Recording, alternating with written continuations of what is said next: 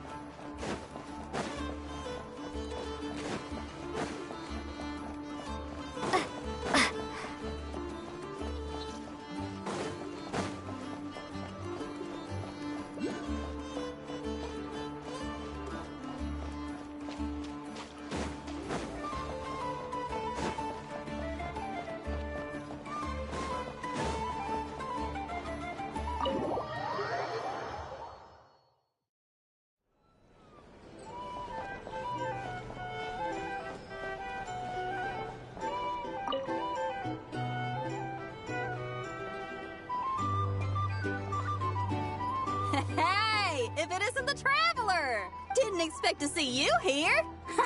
This surprise meeting is pretty sick. I should spin it into a tune right here. I sure am. Having a ball, to be honest. Fun is where the inspiration lies. Most of my songs might be about rebellion and breaking down prejudices and all that, but that doesn't mean I have to beat a serious rhythm all the time. Too much of a downer really ruins the feel of a song. You gotta keep it bright sometimes, you know? You gotta relax and recharge. That way, you'll be ready to kill it when it's time to perform. I guess I'm hoping for some sort of unexpected breakthrough? I've been so focused on writing new material, but everything I come up with feels old and stale. I need something new. So I decided to take a holiday, to try escaping this prison I've built for myself.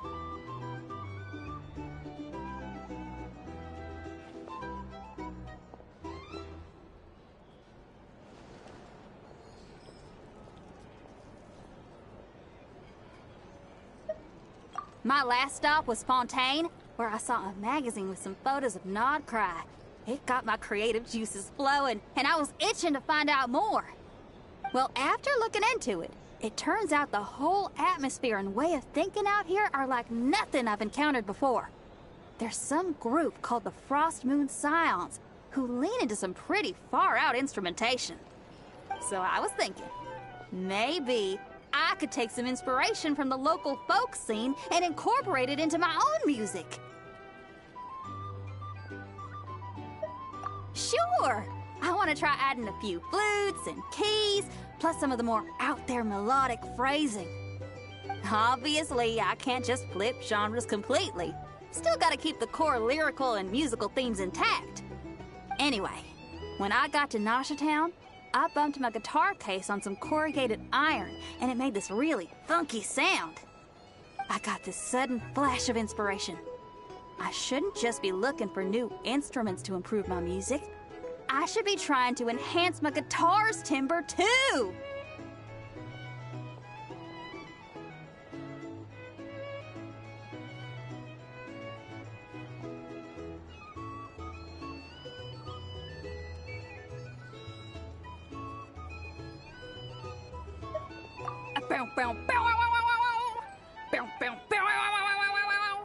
Oh, something like that. It's kind of hard to replicate a guitar with your voice, you know? Basically, I'm going for something punchy, compact, clean, and absolutely savage.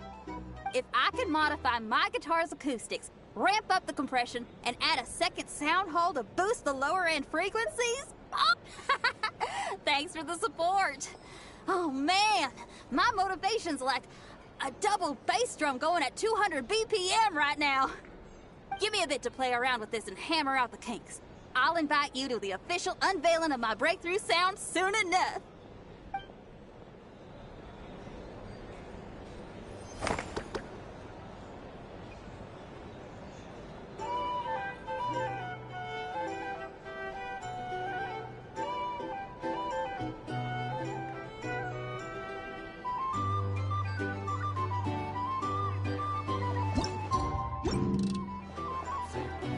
A drink?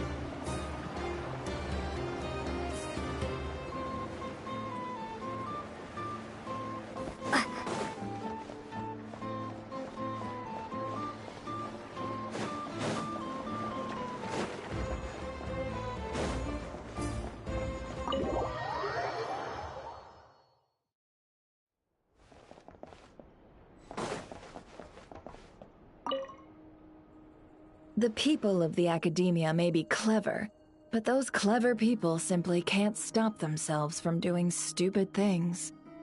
Thank you, most eminent Lord Sangama Bey, for improving my mood for the whole morning once more. Ah, and this bottle of wine from Sumeru. Its exquisite flavor is well worth the price. As long as you like it. Next month, I'll be sure to have my subordinates deliver more.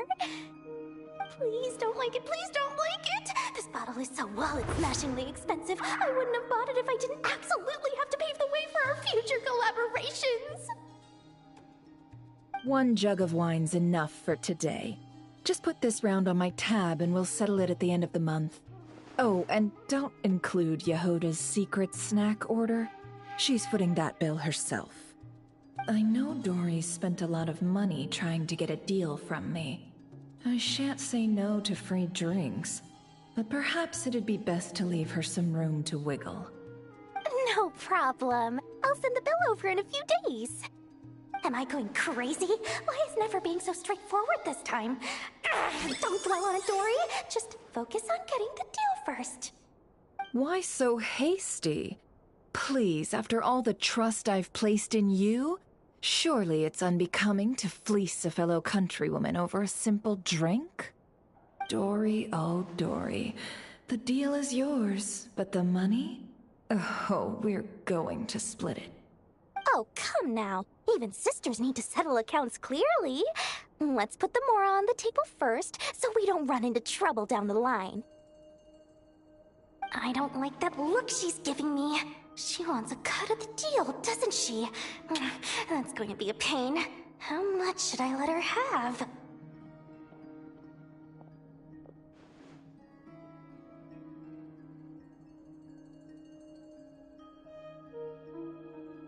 Just some hometown gossip. You're welcome to join us if you'd like. However, nothing we've discussed prior has been particularly interesting. Mostly more of the same. But really, I must know, Miss Dory, why did you want to get involved in that fiasco at the academia? It's a simple feat to lift a sleeping serpent from its nest, but what happens when it wakes up? Had you no fear of getting bitten? She just won't stop. Why is she bringing this up again? I already answered this question. Wait, now that the Traveler's here, could she be using this information to exchange for some favors down the line? Oh, well, the Traveler's the one listening in. What harm could that do? May as well help our personal relationship along, even if it costs me a secret or two.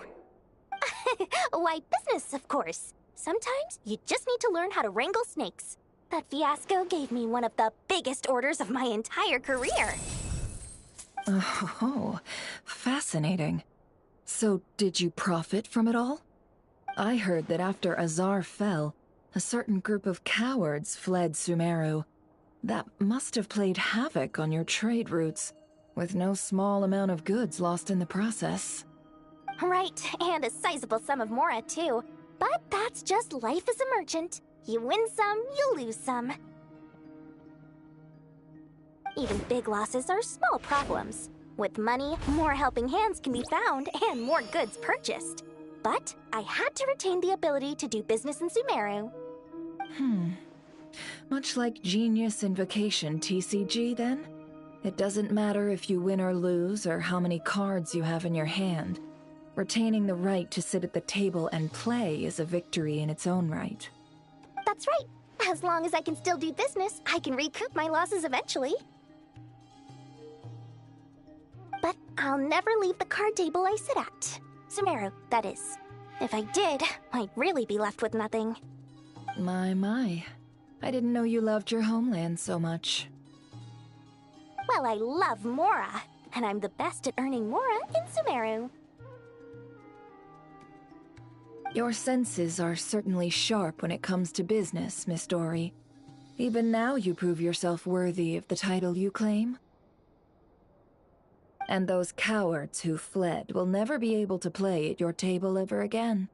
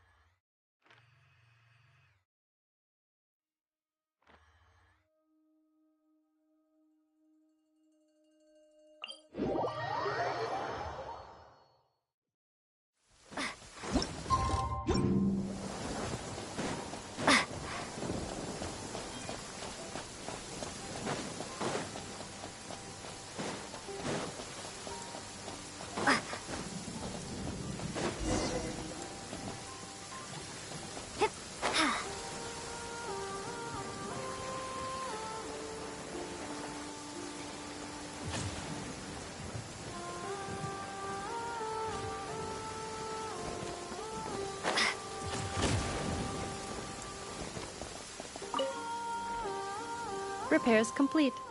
It was just an old circuit, nothing serious. Such remarkable efficiency, Miss Inefa. If it weren't for you, this streetlight would have had me stumped. If it had proven beyond fixing, I may have had to take my own lantern and hang it in its place.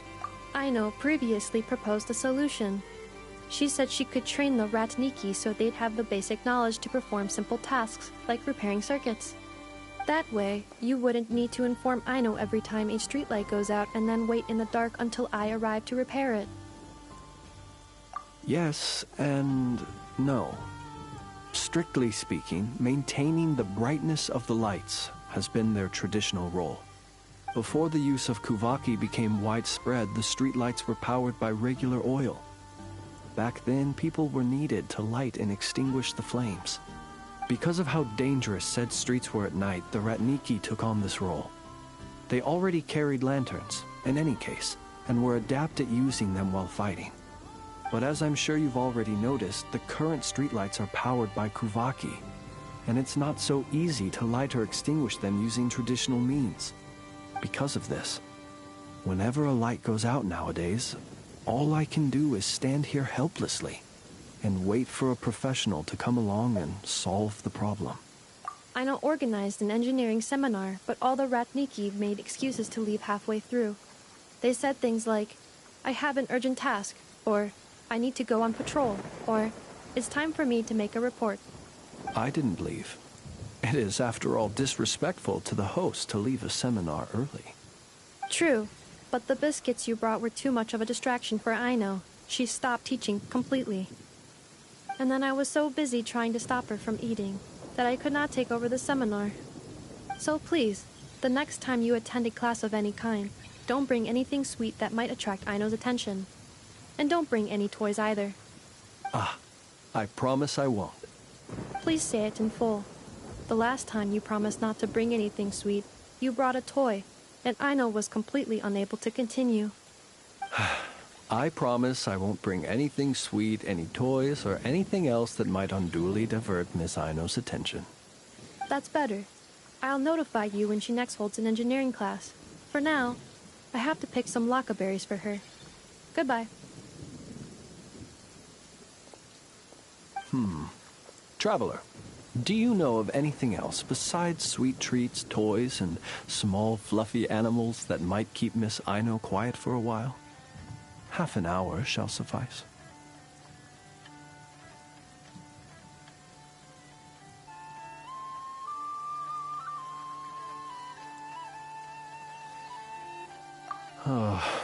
Since you feel that way too, it seems I have no choice but to submit myself to her baptism of erudition.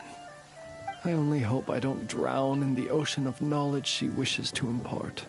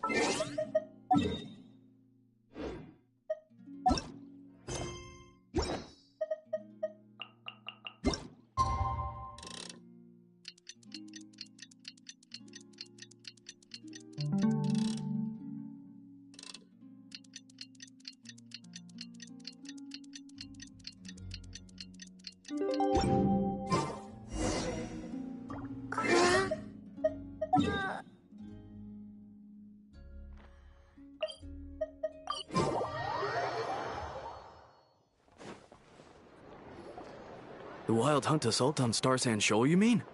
Huge wave. First I've ever seen of that size. Good thing it was so brief.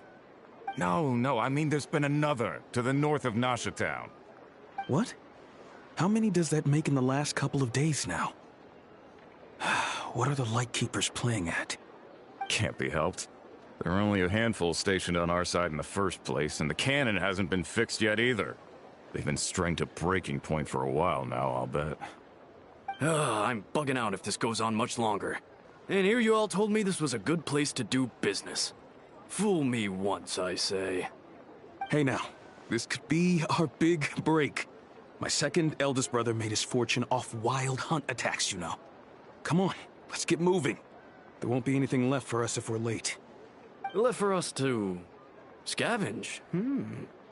I did hear about an overturned cargo vehicle over there. Hey.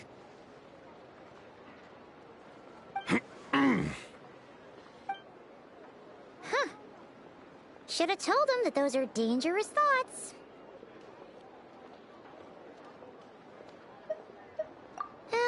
Guess you're right.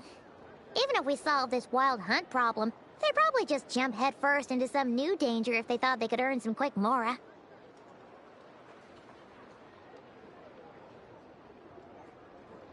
Paimon will I'll have you know that when it comes to staying out of trouble, greed and cowardice make the perfect match.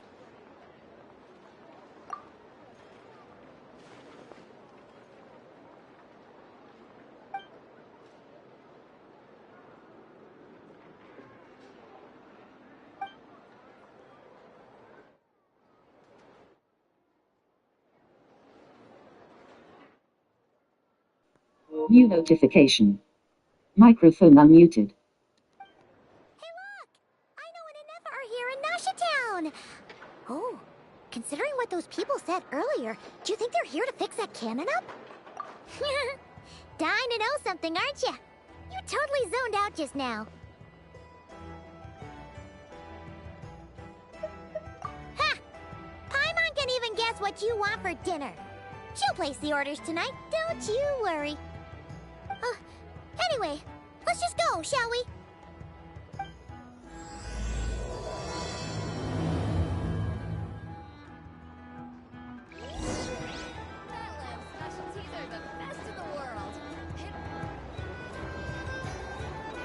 Ah, familiar faces identified.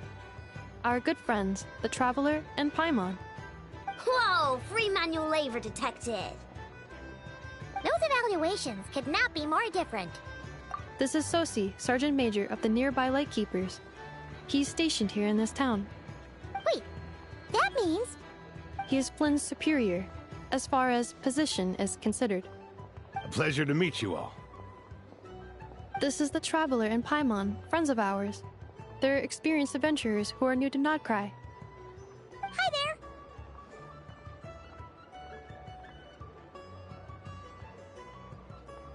there! Indeed.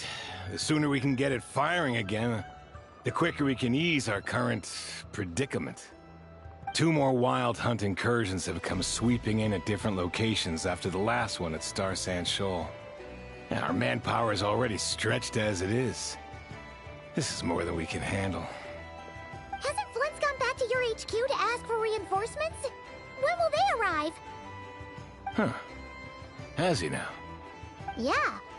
That's what he said he was gonna do anyway. He hasn't contacted me about that yet. As per standing orders, he should be leading a team to root out the wild hunt. But I haven't received any reports for a while now. Well, he does act outside the remit of his orders sometimes. I'm a superior, yes, but I wouldn't say I have much control over his actions. So, he made the call for backup on his own initiative? Hard to say. Contacting HQ is a tricky business. I should know, I've tried. They either refuse my requests outright or end up dragging their feet. And all the while, we're the ones who have to deal with the wild hunt, which, by the way, can strike anywhere in Krai without warning, sweeping across vast swaths of land. This has been a real test of our endurance, to say the least. We need to send our personnel where they're needed most. A single missive will not do much to change HQ's attitude, I fear. Flynn's understands this well enough, I'm sure.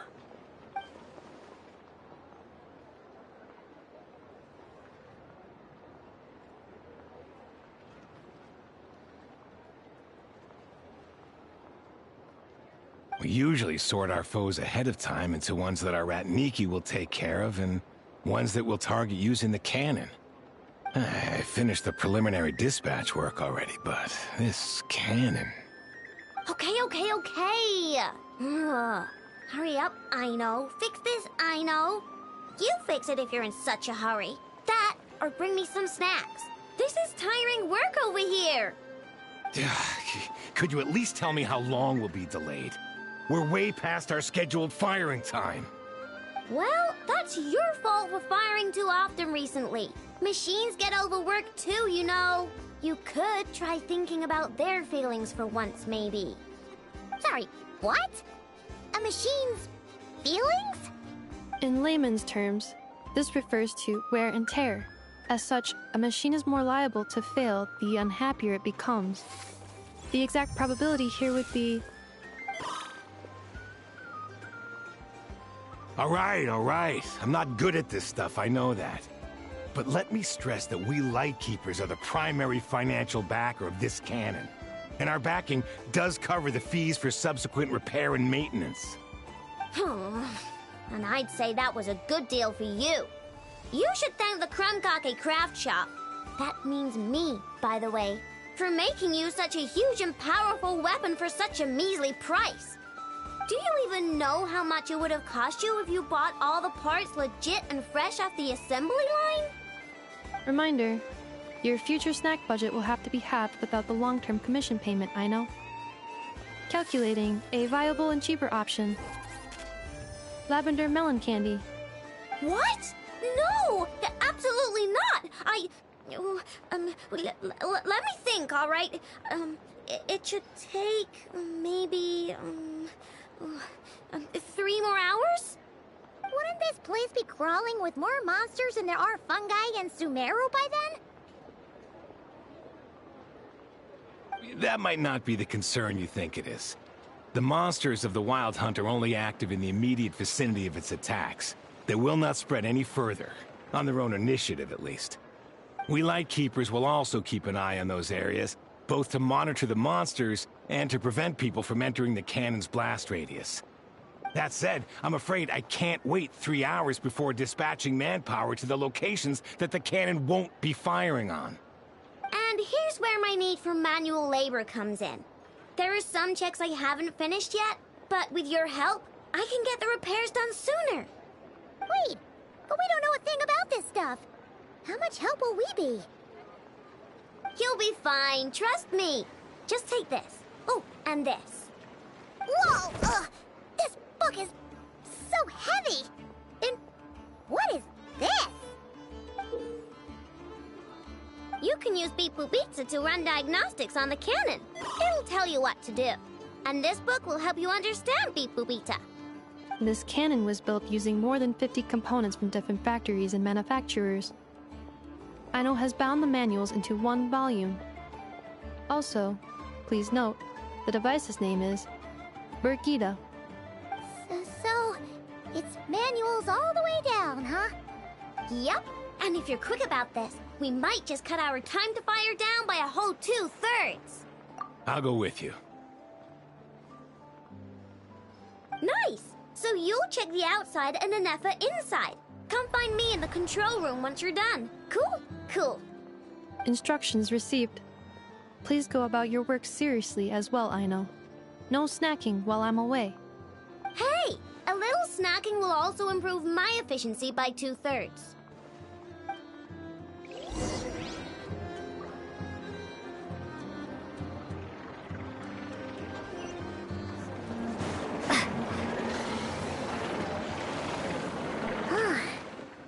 Explanations for things that don't interest her are a bit meh, aren't they?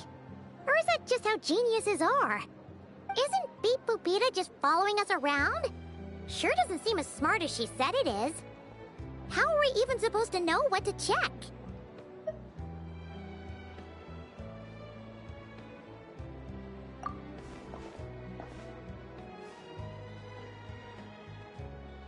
I've watched Anefa perform routine repairs before. It seems some sort of maintenance port must first be found, and then this small robot will automatically interface with it. Ah, so you're in the know. Nice. Well, oh, what does that port look like? Now that I'm not so sure of. Let's search around together and see what the robot reacts to. Works for Paimon. Is this it? Probably not. Or this one? Oh, ew! Stinks of machine oil!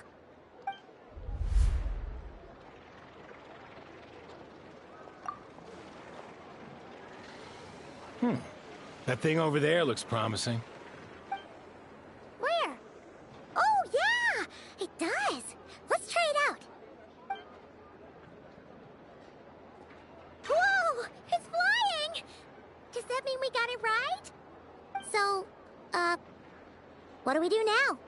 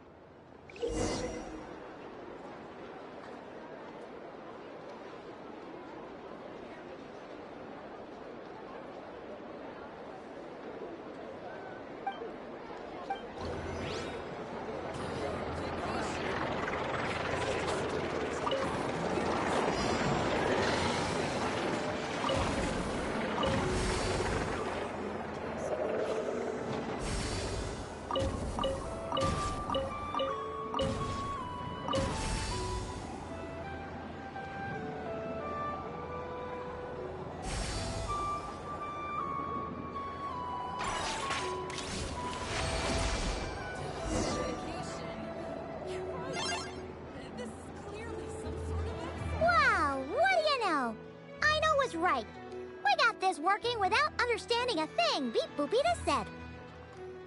Still, it's impressive how you figured things out right away. Paimon's up next, along with this stupidly heavy book. Ugh. Let's see. Should be just like checking a dictionary, right? The matching result for this symbol is... check passed. All systems normal. Wait, is that it? Well, as they say, no news is good news. Yeah, guess you're right. Just feels like we did all this stuff for nothing, that's all. On to the next spot, then.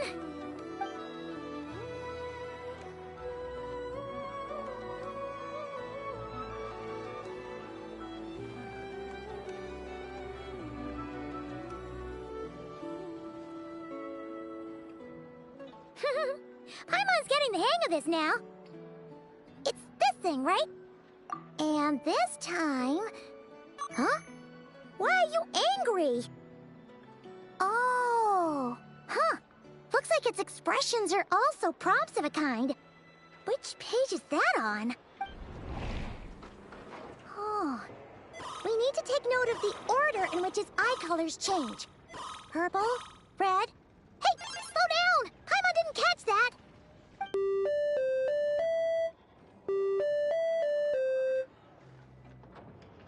What?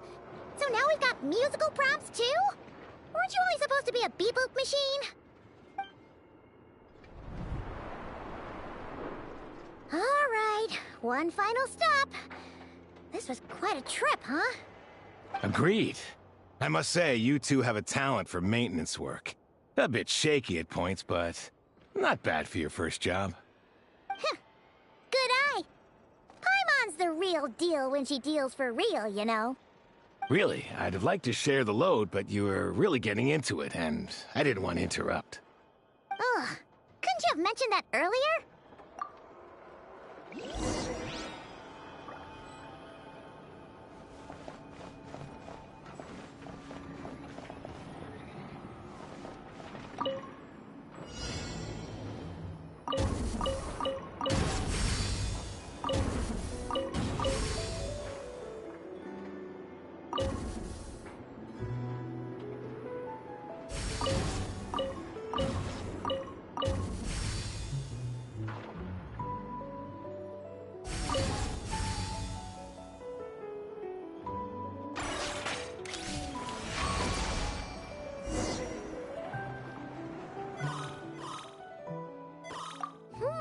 A pictorial prompt this time. Don't worry, Paimon's just about gotten the hang of which prompts are listed where.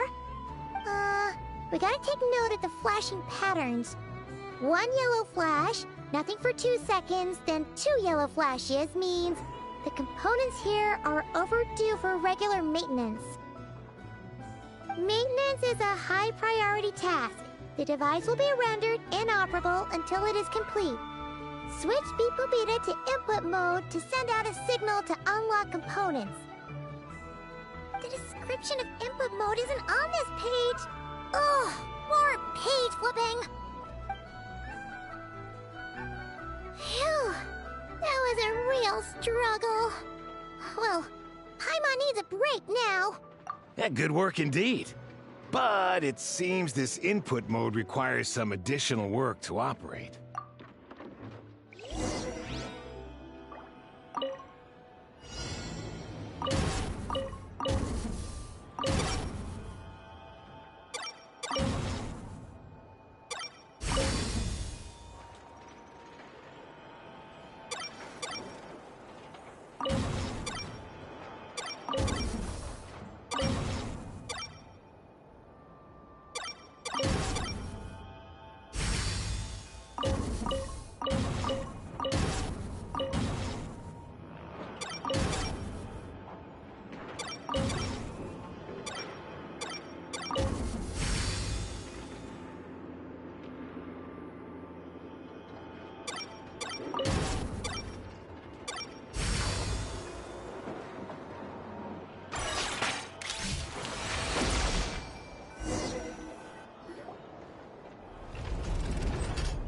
Well, looks like we're all good. We can remove this thing now. I've no clue, frankly. But whatever. I got a feeling we've all given up trying to figure this cannon out. I'll go get the replacement component. We should be done once we pop it in here. What do you think? Maintenance work's easier than running errands, wouldn't you say? That's for sure. We're counting on you, Sosie.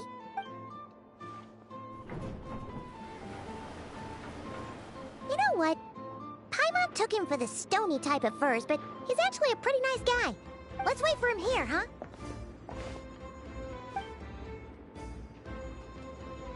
Are your tasks complete? Yep. Sosie's gone to get the replacement component. We'll be done here once we put it on. Allow me to check against the recorded data. Yes. This component is approaching its replacement deadline. The cannon will generate immense recoil when fired. If this is not controlled, the firing platform will become misaligned. This part is designed to anchor the cannon and ensure accuracy when aiming. Huh. So, if the cannon isn't fixed in place, will it start spinning around like some kind of massive firework? A novel analogy, but an apt one. The large-scale damage that might follow would be undesirable by anybody's standards. This component is currently easily damaged. The materials are not up to par, and there are still some design flaws. But Aino and I are working to improve it. Estimated waiting time remaining: 7 minutes. Would you like a krumkake? Yeah! Dessert's just the best after a hard day's work. Certainly. It will be ready shortly. Observation. Freshly baked krumkake results in the most efficient improvements upon human happiness indices. As such, I activated an internal heater before starting repairs. Thanks for the treat. Aino's lucky to have you.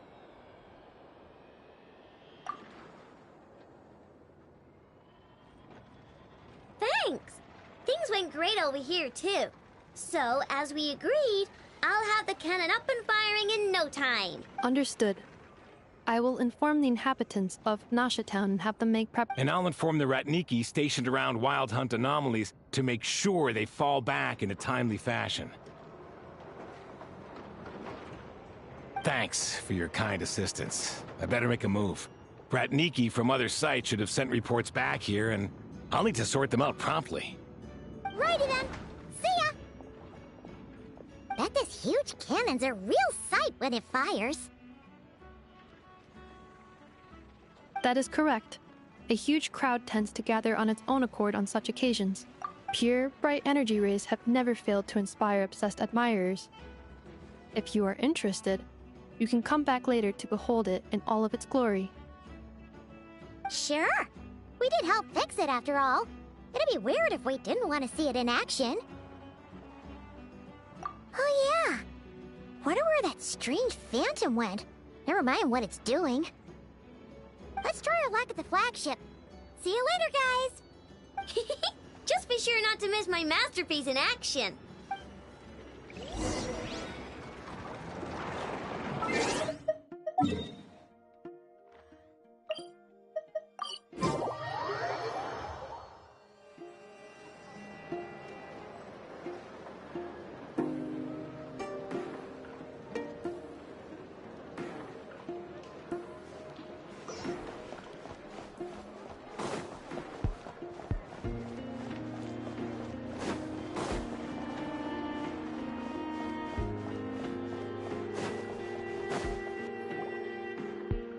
Is it just Paimon, or are there more people here now?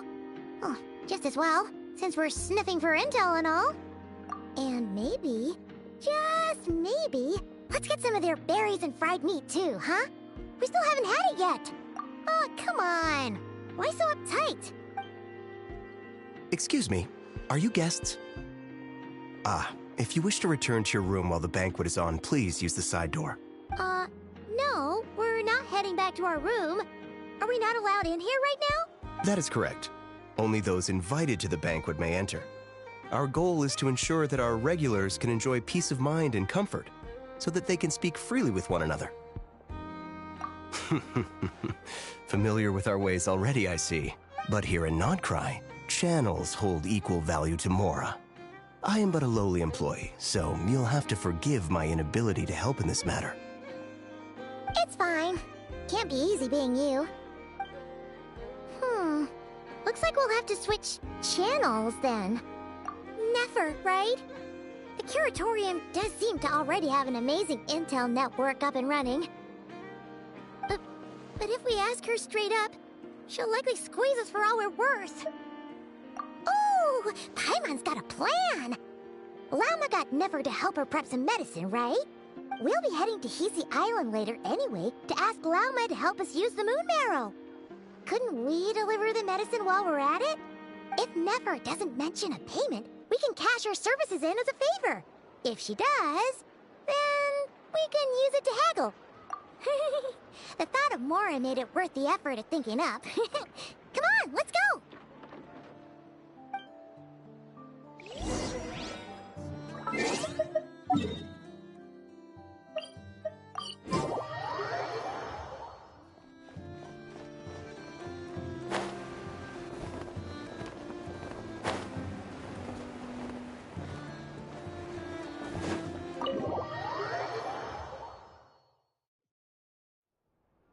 Black Cat, we're here! Oh, it's you this time. Hello, you two. What's up? Not much. Just here to say hi. Also, we'll be going to Hisi Island later, so we can deliver the medicine to Lauma for you if you need. How thoughtful of them. Bet they want something from me in return. Well, the faster the delivery, the better, naturally. And we're lacking free hands right now, so that would be a great help. Yehoda's gone to get the medicine, and she should be back any moment now. If you have nothing else to do, feel free to wait here. I'll have someone bring you some snacks. Don't mind if we do then. Thanks! Oh yes, I'm sure you've all heard about what's going on. Nasha Town's in turmoil, and right now everyone wants intel. Whether it's to strike it rich, save their lives, or escape whatever predicament they've found themselves in. Ah, so you're busy making Mora. How nice. It's not all good news, I'm afraid. We're stretched so thin that our clients have taken to competing for our services via auction. The price for taking priority slots has all but skyrocketed. In other words, we've had to suspend free intel handouts for now. She cornered us right away! Did she guess what we really wanted from the start? If there's anything that worries me right now, it's the Wild Hunt. It affects everything we do, yet the number of people who can ensure cargo safety in the face of such a threat is vanishingly small.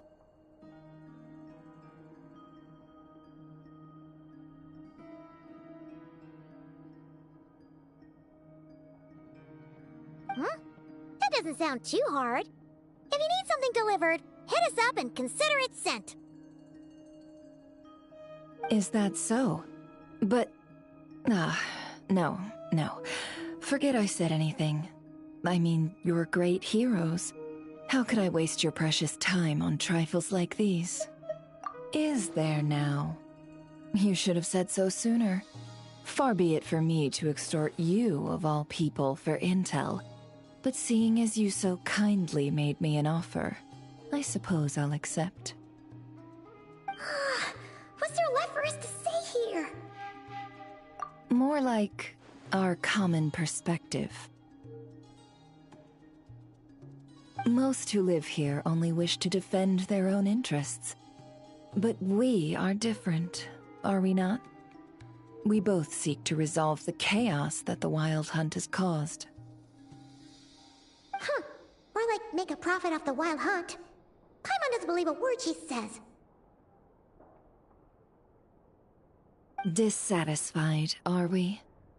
The number of commissions over at the Adventurers Guild spikes during tumultuous times, too.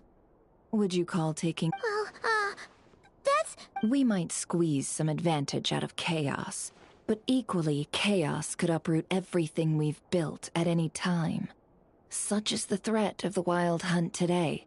And what business would there be left should it end in some great slaughter, or put to flight many who call Nasha Town their home? And as I understand, the two of you are here in Nod Krai to follow a trail of clues yourselves.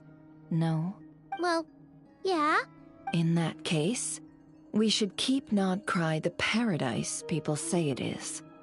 At least, until our respective goals have been accomplished.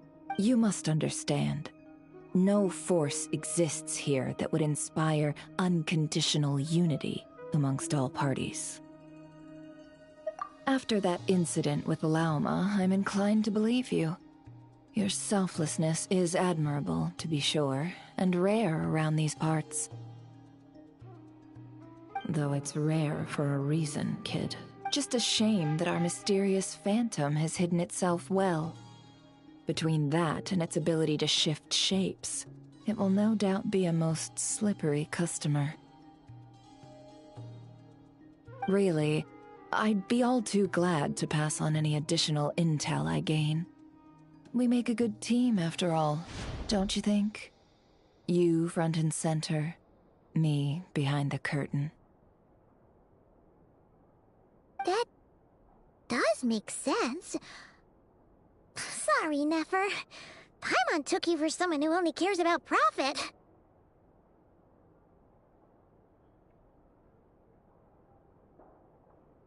A well-placed only, indeed, Paimon. Nothing is wholly divorced from profit of some kind. Wait, so you were ready to work with us from the start? Why, of course. In fact, I was wondering when I might bring this up the moment you entered. But...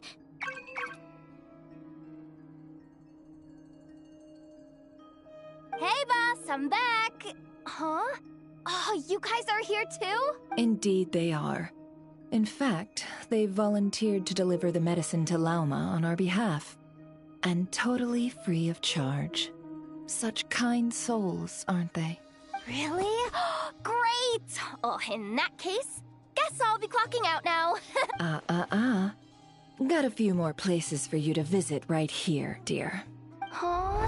Haven't I already worked a few days worth of overtime already?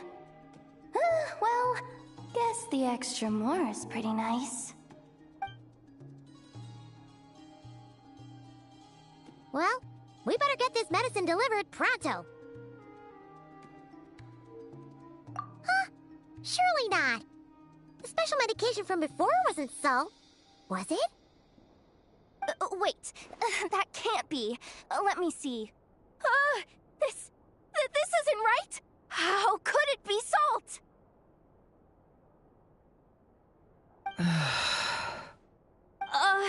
It was raining back there, so... could it have happened while I was resting at the store?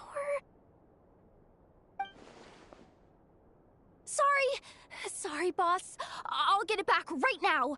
Trust me, I'm super fast. Hey! Slow down, you might get hurt! Well then, any plans? If not, what say we go into town and ask around about the Wild Hunt? Oh, we were thinking of doing that, but we didn't get much out of it. The townspeople are a bit wary of us, and we can't get into the flagship right now. Ah, yes, the banquet is on today.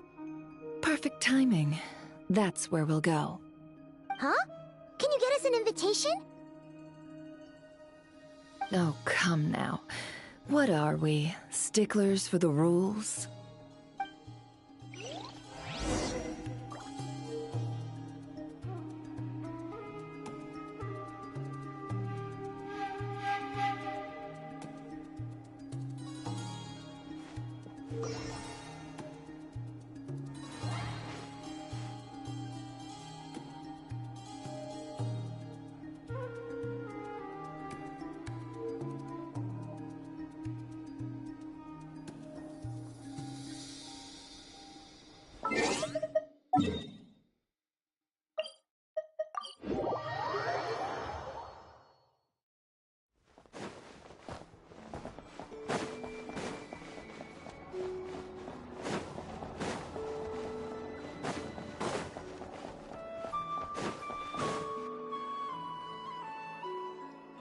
Lady Nefer, a pleasure to see you.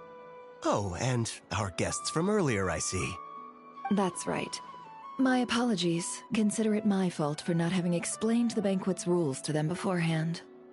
Oh no, it was no trouble at all. Please, do come in. Yeah, sure, thanks. Not even an invitation check? Oh, Paimon didn't realize Nefer was such a big shot. Guess channels really do take you places.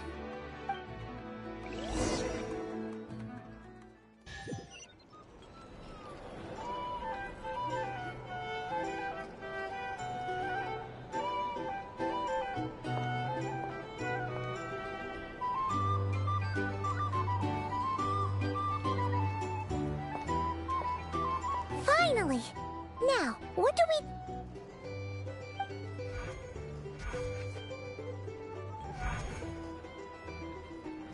Pardon me? I'm sure we're all having a good time, but I would like you all to meet a mysterious guest I invited for just this occasion.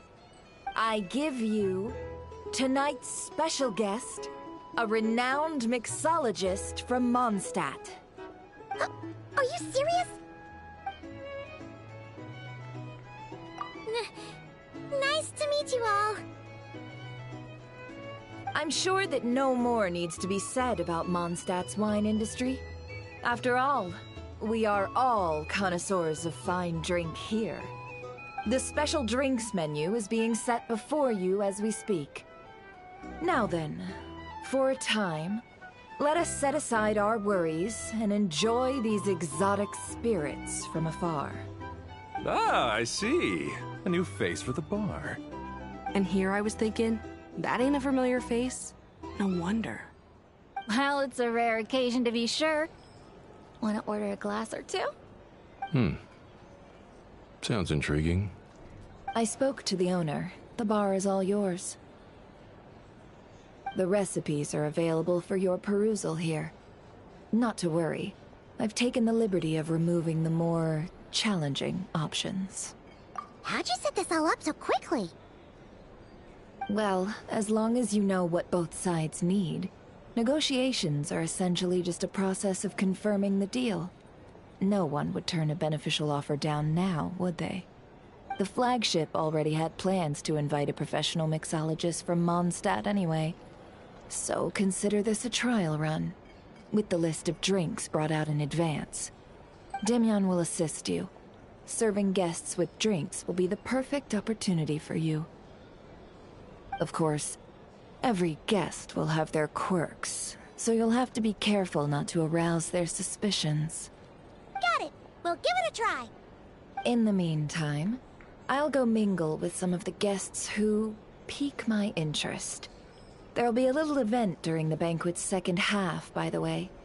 See you then.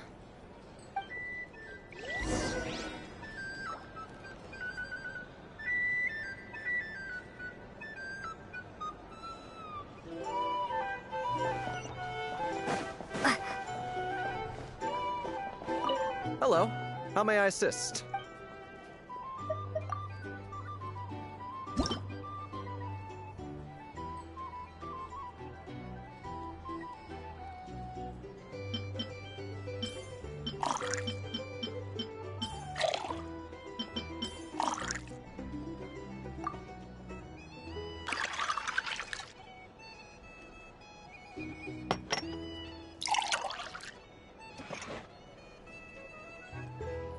Good work!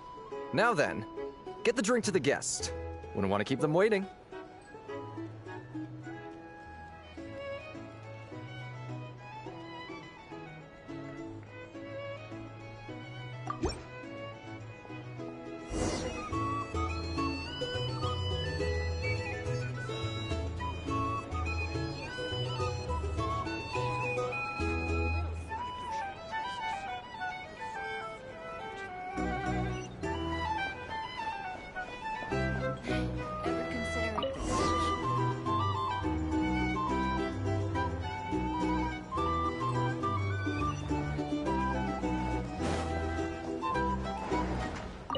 Tell you what, I envy people like you.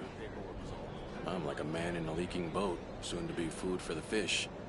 I wouldn't have come to this dump if there were any better place to be. Come now. Surely it isn't that bad. We've still got the light keepers. You trust them? I wouldn't. Wouldn't trust anyone, really. We're stuck with a wild hunt here. The Sneshanians can't be bothered, the Lightkeepers can't spare the people, and everyone else, they're a mess. I'd sooner put an ounce of faith in that cannon. Forget it. Let's just drink.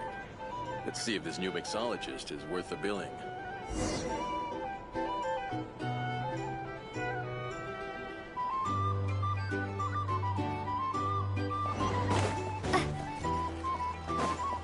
Hello.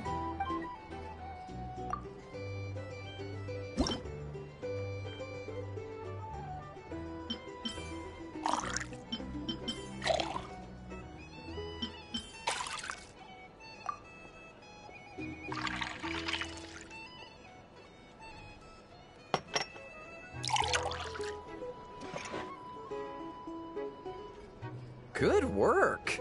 Now then, get the drink to the guest. Wouldn't want to keep them waiting. I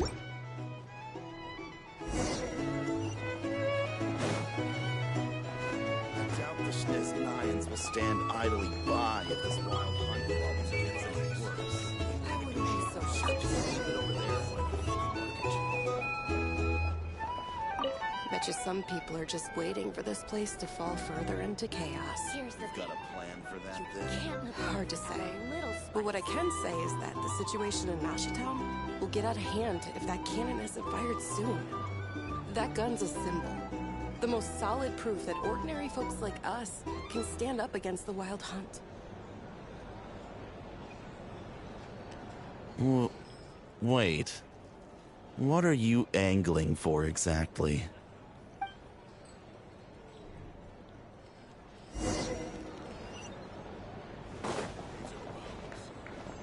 Well, what if that was nothing but an illusion?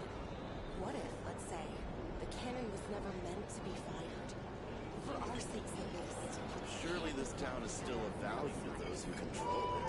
Of course. That's all it is. Value. For us, though, there's no place but Nashitown. And we're putting its life and ours in their hands. I get what you mean. Let's just see how this plays out first. Seems like they're all talking about the cannon already. Guess that's why Sosie was so anxious. Hello.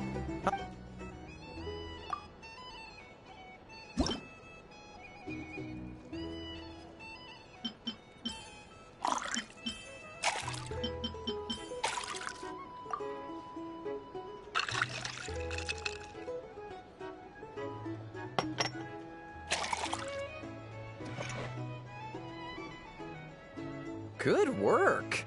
Now then, get the drink to the guest. Wouldn't want to keep them waiting.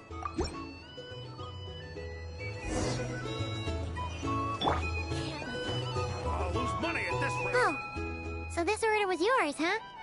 Indeed. So, any notable news? Ah, you two must be Nefer's friends. A pleasure to meet you. If you've got a moment, let's have a drink. On my tab, of course. Paimon doesn't recall there being any other orders right now. Sure then, we can take a break. Then come, sit. Dimyon, 2 wildberry trails if you would. Without alcohol, much obliged. Hints is the name. I help out at the Rossum workshop in town. They usually put me in charge of making and repairing simple machines. Paimon's name is Paimon. Pleased to meet you.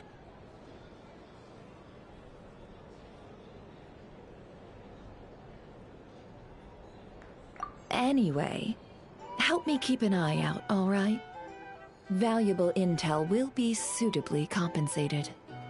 Oh, come on. Is that how it is between us? I mean, I wouldn't even have this job if it hadn't been for your help back then. So, you've known each other a long time? That's right. I came to Krai with nothing at all. Would have starved on the streets if I hadn't met Nefer. She lent me money to study a craft, and even introduced me to Aino and the Voynich Guild, which is how I slowly carved out a living for myself. That's a huge favor. Huh. So Nefer can be a nice person sometimes, huh? Well, I'd also say she needed a willing and able machinist at her disposal. Come now, Aino's talents are better spent on issues bigger than basic machine repair and component manufacture. I did think myself a dab hand at such work at first, but compared to her, I might as well be a trainee who couldn't weld a wire to save his life. Got the scoldings to show for it, too. It took me a long while, but I finally got to the point where I could make my own machines, and even maintain some of Aino's relatively complex ones, like Kuvaki detectors or mechanical arms. He's the one responsible for maintaining Yehoda's robotic arm. Oh, speaking of that, didn't Sosi have a mechanical arm too? That's right, one of Aino's masterful designs. I could never design one of those in my life, but if you gave me its blueprint, I could hammer one out. Nowadays, I've got regular customers, which makes for a decent keep. Even got a kid, if you can believe it. I wouldn't have, had you told me my future when I first arrived here. On the flip side, being a family man means I can't just flee this place whenever I feel like it, so I'm afraid I'm counting on you to help solve this wild hunt crisis.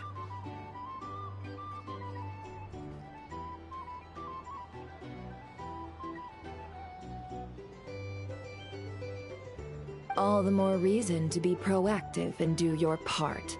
Wringing our hands in despair does us no good in times of crisis.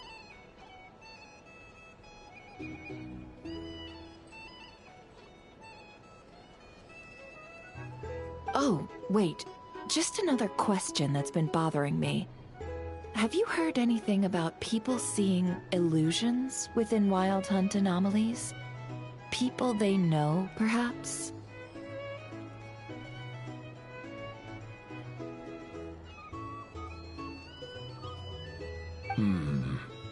I have heard of humanoid shapes being sighted, but familiar faces, no.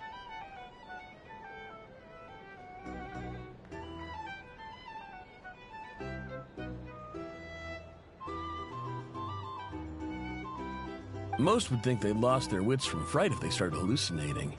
After all, no ordinary person could survive an assault from those monsters.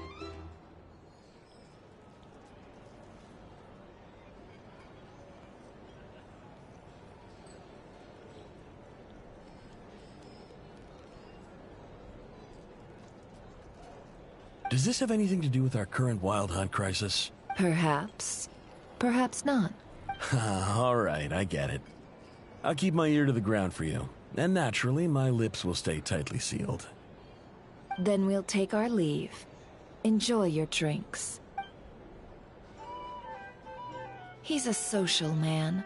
You can often find him here chatting with friends, and he's had contact with all manner of clients. Since he's never heard of the Wild Hunt exhibiting the power to imitate familiar faces, might it be safe to assume that our Phantom wants to keep that a secret?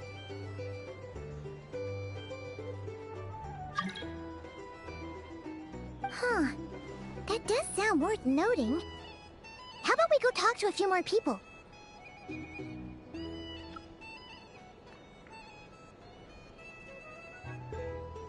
A good idea. And one our upcoming activity will facilitate. Let me show you how it's done. Come, back to the bar.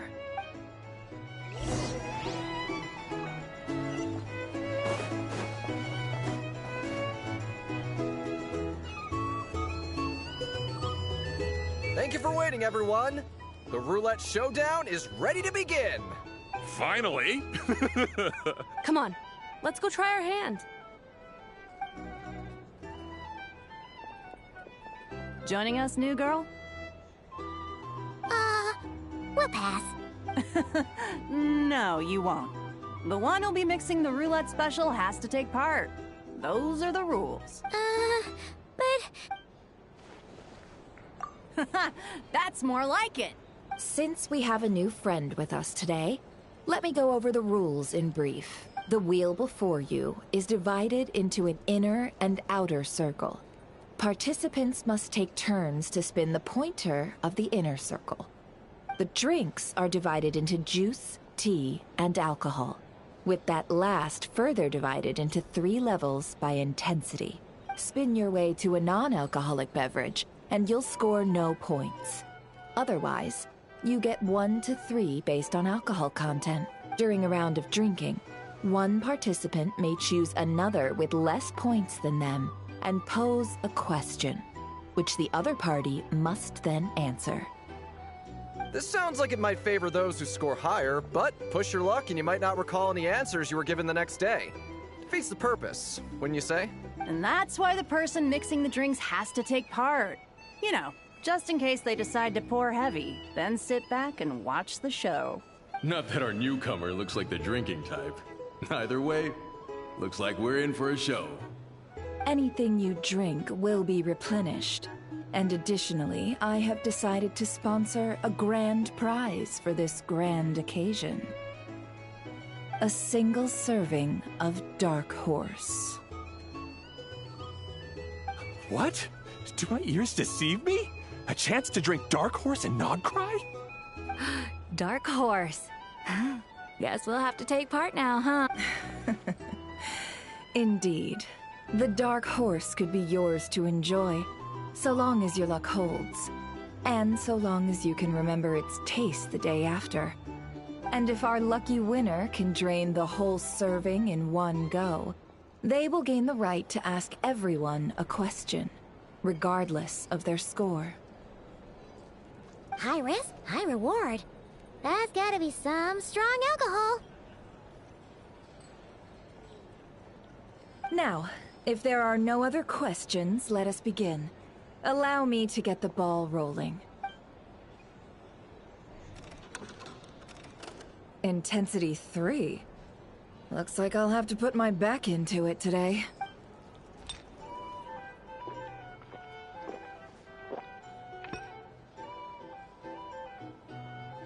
Let's go! Wow, this is kinda intense. Oh, my turn. All right, man, fess up. You've been making a killing lately. Where's it all been coming from?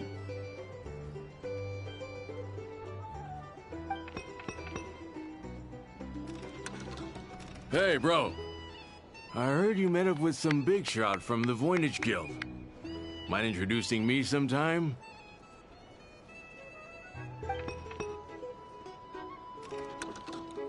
Ugh. A normal drink, huh? Must be my lucky day. We've reached the final round of the Roulette Showdown. Let's see who gets the last laugh.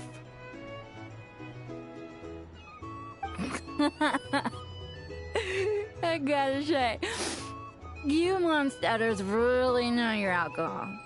These recipes are super good.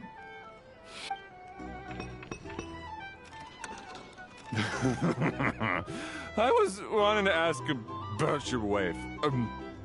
Your wife.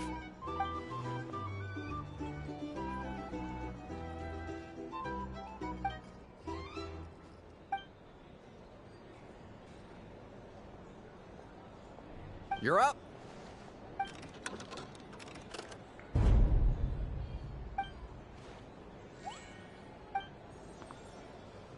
Whoa! New face here just drew the Dark Horse.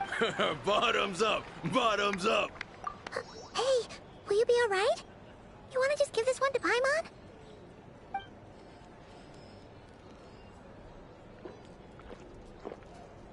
Whoa! She actually downed it in one gulp.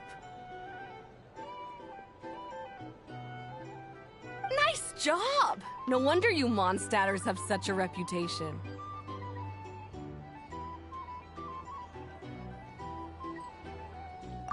Me? Well, what do you think? Monsters, of course.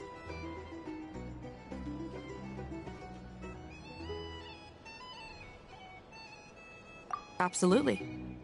If there was something else, I didn't stop to see it. Just took off as fast as I could.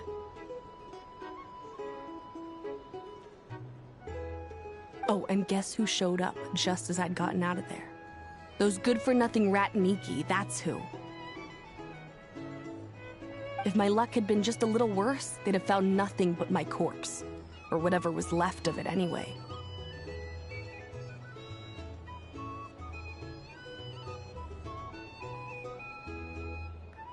Either way, there's nothing in there you'd want to see.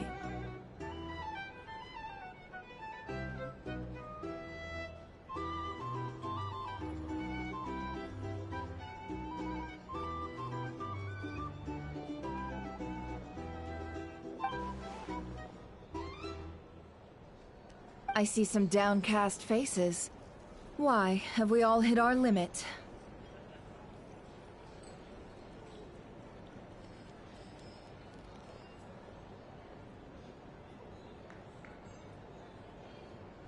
Says who?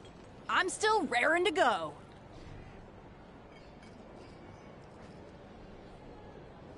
Because you didn't drink that much.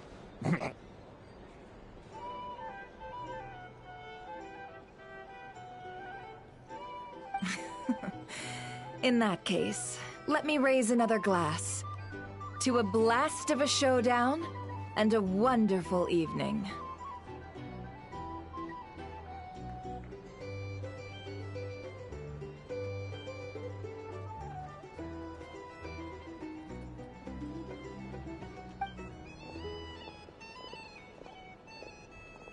Hello, ma'am. Lady Nefer has ordered a fresh round of drinks. Could you deliver it to her?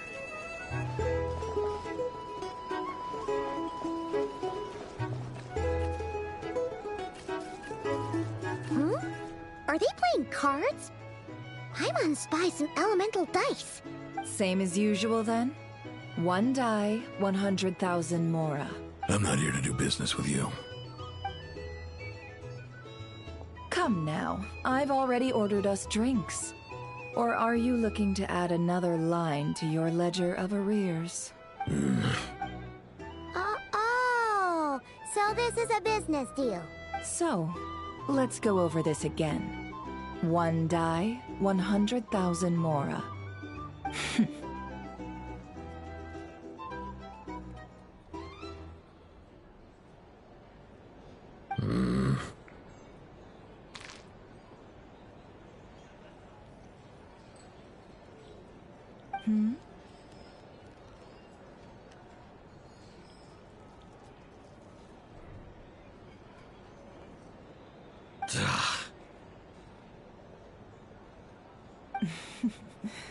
Then we have a deal.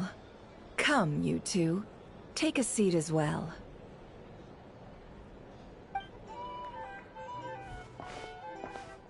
What are we even doing here? I can give you 3 things. The features of the Wild Hunt, the exact locations where it has appeared, and the intel we've received from the Lightkeepers. The Wild Hunt is in fact a phenomenon linked to abyssal power. Fog and monsters follow in its wake, posing a lethal danger to ordinary people.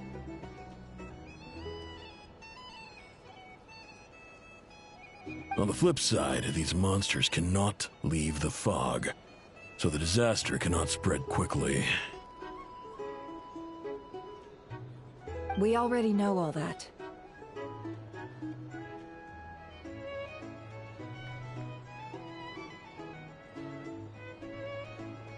Fair enough.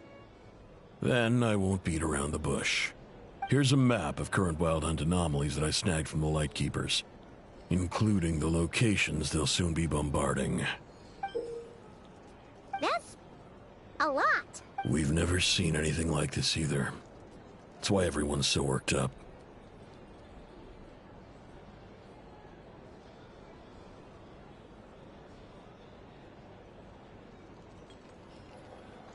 That's not enough. 4 dice. Cool it, all right? I'm not done.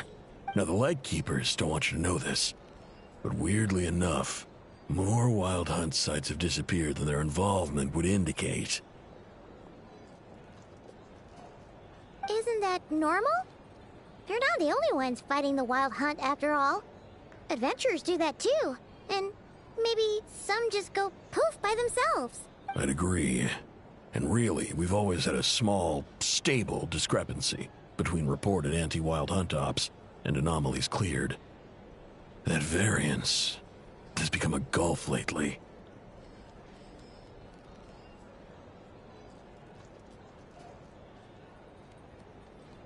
What could that even mean?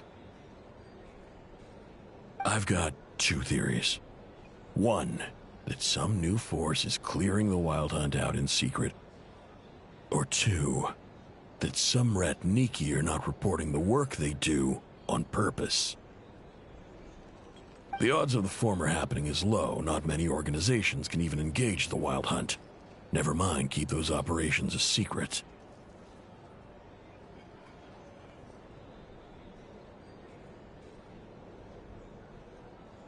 If you're interested, I'd recommend following the latter train of thought. Paimon doesn't really get it.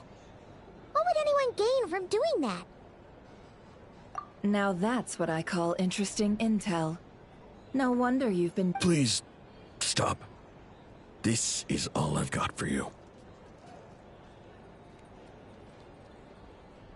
Oh, stop that. Why, people might start thinking me a bully.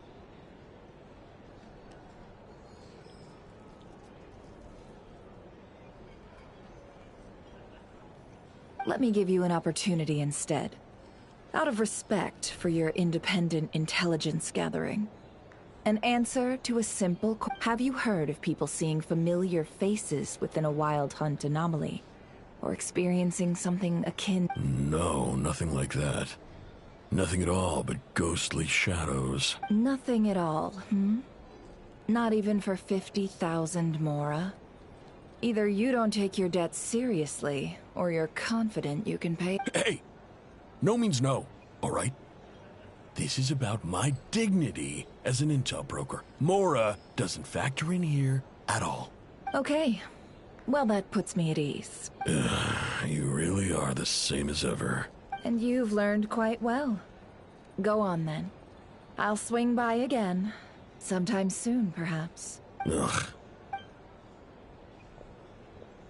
So, you're his creditor? Indeed I am. He's resold my intel quite a few times now, pocketing the difference afterwards. Rather dishonest dealing, if I may say so. As luck would have it, he would only purchase information from me when he was just about done negotiating with his buyer. So I arranged a little something just for him.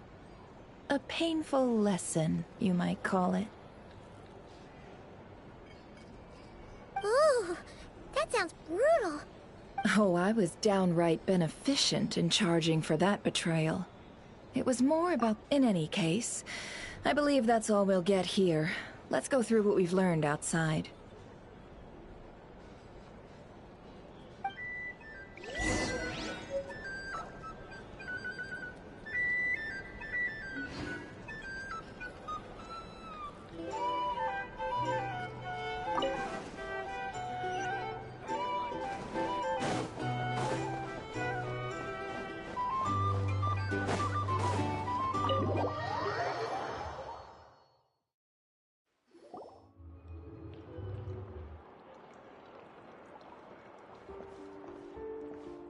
Most of our intel seems quite dispersed, so let's try piecing it all together. Well, first, no one else has seen that weird phantom, apart from our encounter on Star Sand Shoal. Indeed. And we have that from multiple accounts, so each statement corroborates the others.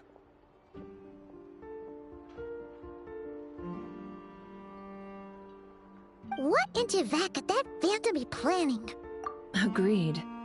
Instances of the Wild Hunt afflicting Krai in general have increased in frequency, but the phenomenon itself hasn't changed much.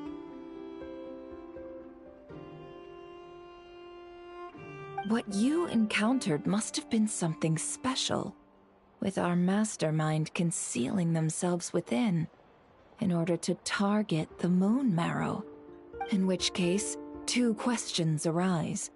Who is this mastermind? And why would they want the Moon Marrow?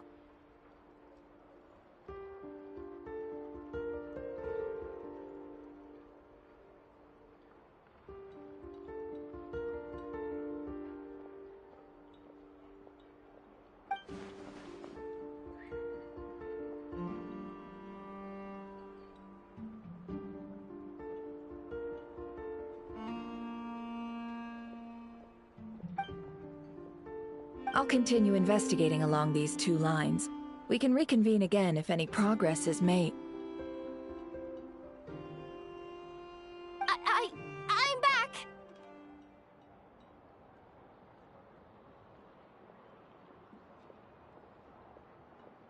Luckily, the store owner kept the medicine bottle I left on the table safe for me. Here you go.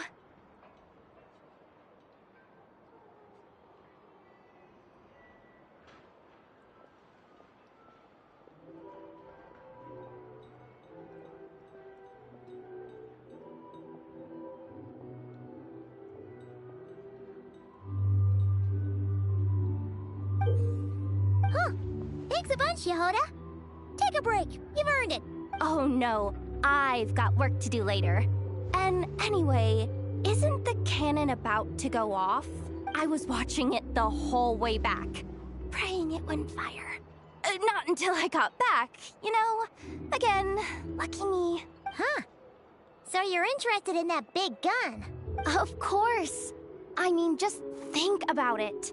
Something that size is bound to be comprised of thousands, even tens of thousands of parts, fused in such a way that it can operate smoothly and fire off a supergiant, super strong beam! Isn't that just so cool? I mean, miraculous. Like a miracle created through countless careful calculations. It has been a while since the last time it fired. Go on, feel free to go watch. Work can wait for a while. Thanks, boss. Anyway, y'all wanna come? It'll be worth the while and worth your wait. I swear. Might as well. Fruits of our labor and everything, you know? Woohoo! Let's go! Kaboom! Wow! What a crowd! People seem pretty excited, too. Just goes to show how big a deal this cannon is, huh? Oh, for sure. One shot, one kill, problem solved. Simple and practical. And even if that wasn't how it worked, just listen to how it roars. If that isn't power, I don't know what is. If only I had that kind of strength. Hey, don't think like that. Your skills and smarts have been a big help to us, too. Really? They think that? Oh, I'll do my best the next time we work together. For sure.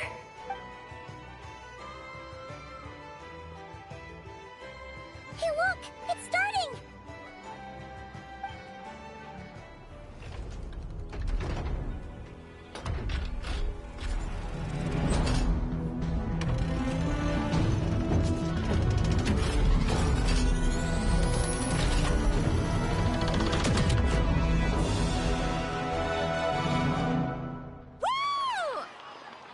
Nice one! Finally, all fixed up.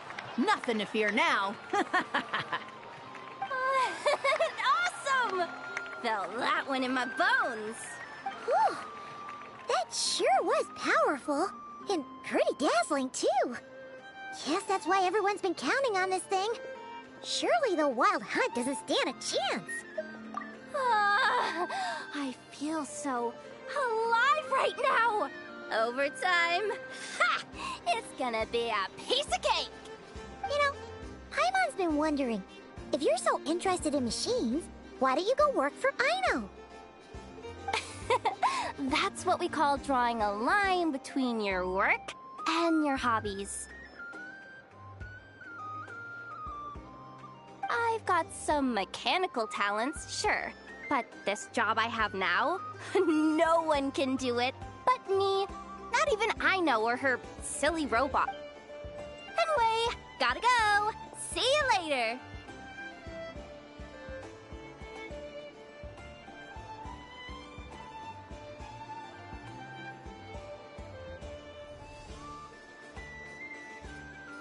Says the person who got salt and medicine mixed up.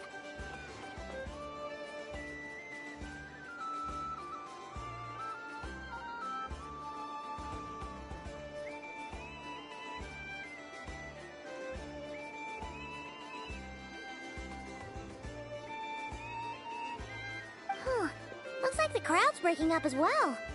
Let's head over to Hisi Island. Let's not keep Llama waiting.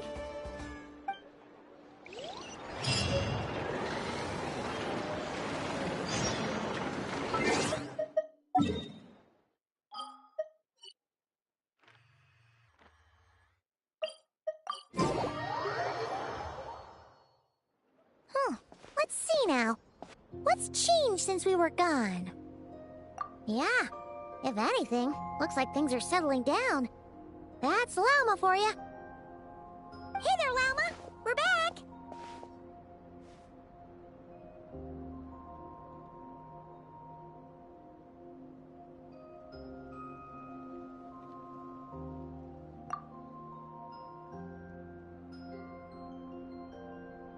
The cleanup work has been much more complicated than I expected. Solving problems that have built up over time is a tall order, to say the least. I believe it will take a few weeks more. Fortunately, those who remained appear to have shaken off the initial confusion and are becoming more proactive by the day. It's as if they've finally been forced to come face to face with what their faith actually is. And it's all thanks to you. No, I should have done this a lot sooner. I've been focused on taking care of myself these past few days, so I'm in a good place. And since you're looking after the Moon Marrow for us, I should be able to help you investigate the truth of the past. Speaking of which, have you heard anything new about that phantom? I've tried asking around, but to no avail. What about you? Oh, we haven't made much progress either. But here's what we've got.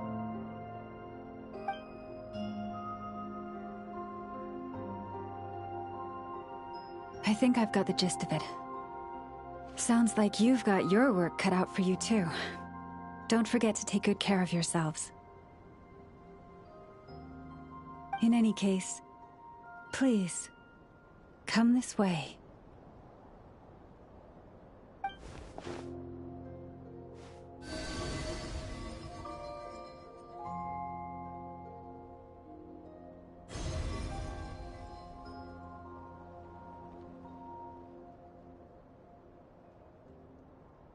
What do you see?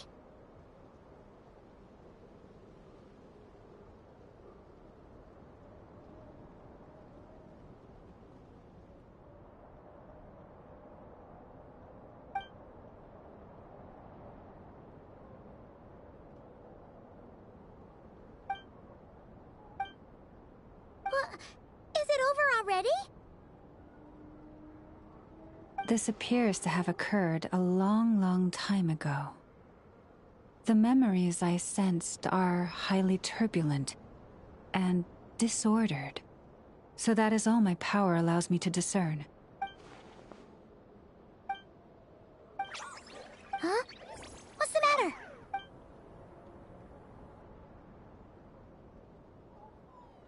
The flowers changed color.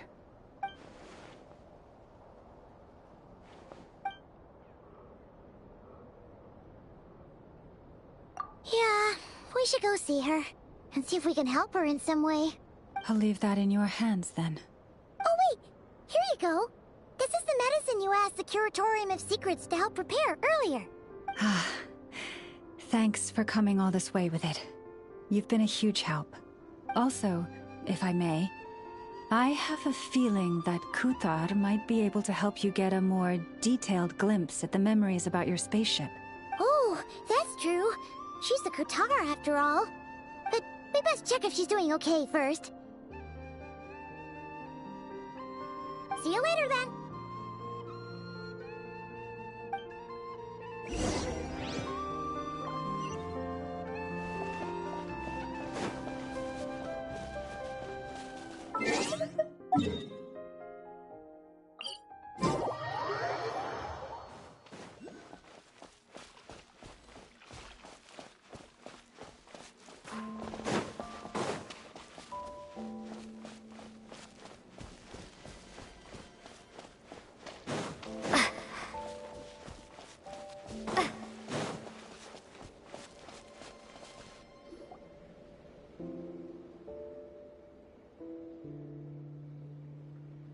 Oh, she doesn't look so good. Sorry for disturbing you, but are you okay? Dizzy. It's like I'm returning to the moon. Wait, it's not that bad, is it? I sense the moon's power within you. We got the moon marrow back from the Fatui. Can it help you in any way? And what do you require this time? Come on, don't even think about that. Right now, you gotta focus on getting better. I might need your assistance in the future. Oh. Very well. Give me your hand.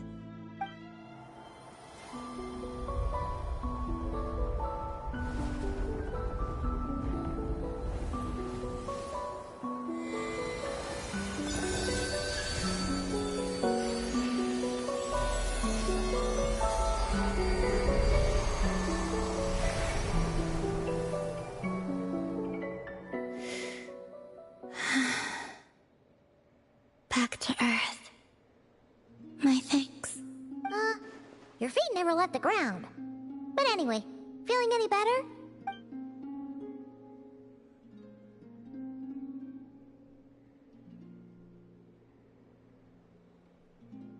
Significantly, the moon within your body, it is as silent as a reflection in the water.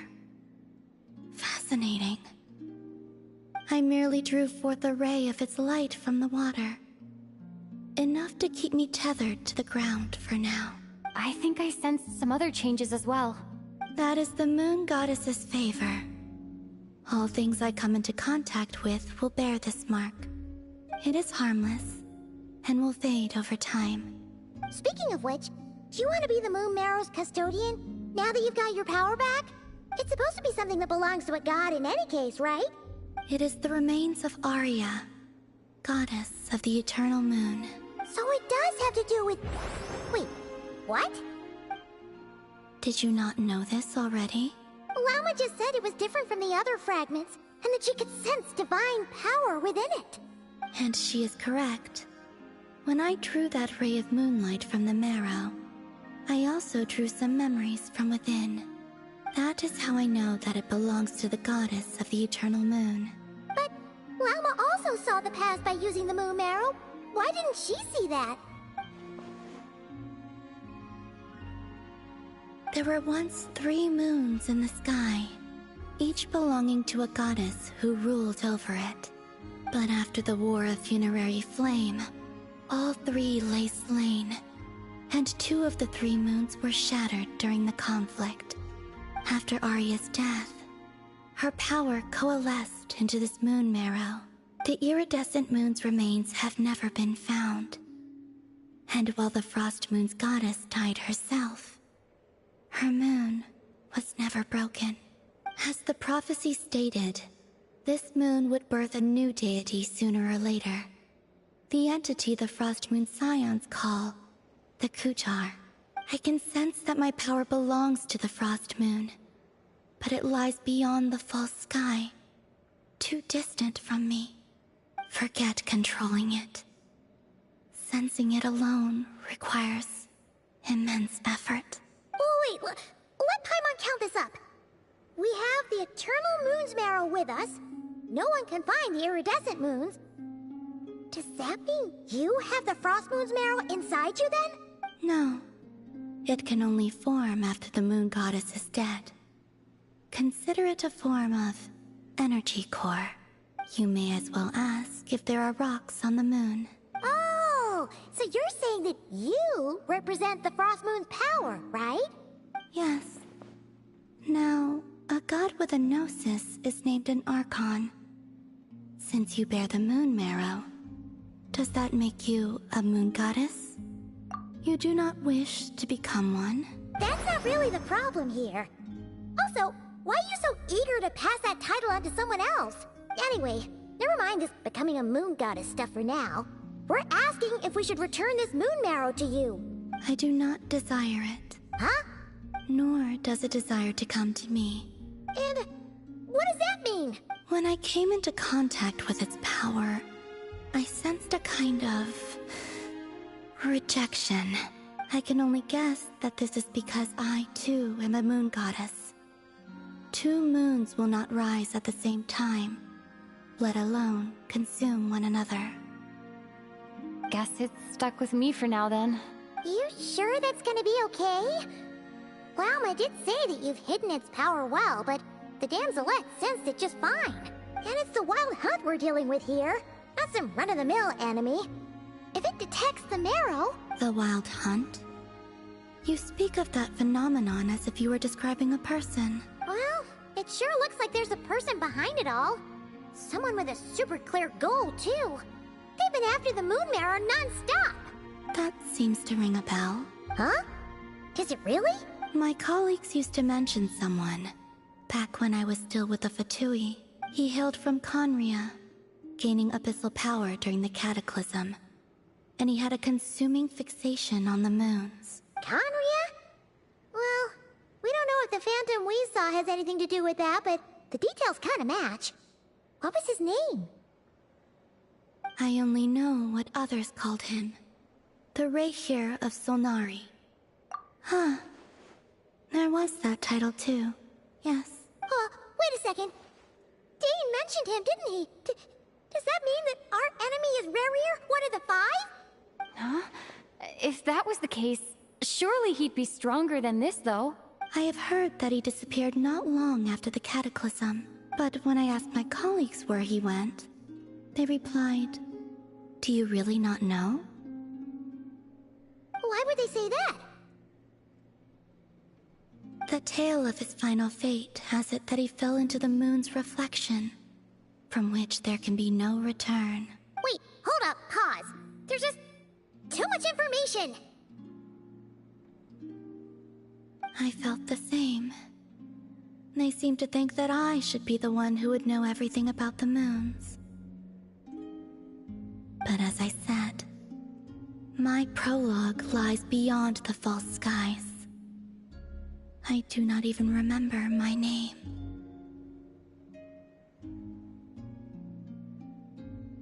Oh.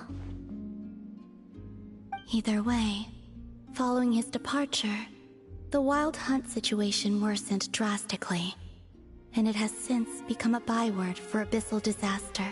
The present phenomenon may have inherited the same title, but it far surpasses its past incarnation in both scale and lethality. Oh, to think that we're up against one of the infamous 5 sinners. That's way too much for us to handle.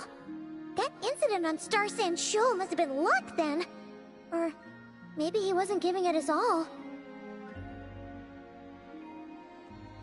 And even then, he still defeated Marionette. Oh? What did you just say? Would you mind repeating that? That's your ex-colleague?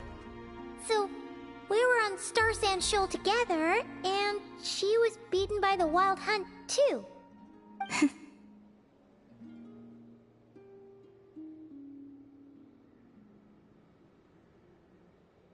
Did you just laugh?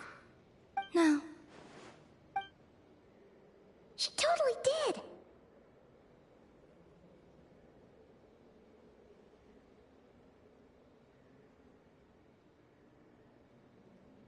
Are you two on bad terms or something? No. I simply imagined the put-out expression she must have worn in that moment, and found it interesting.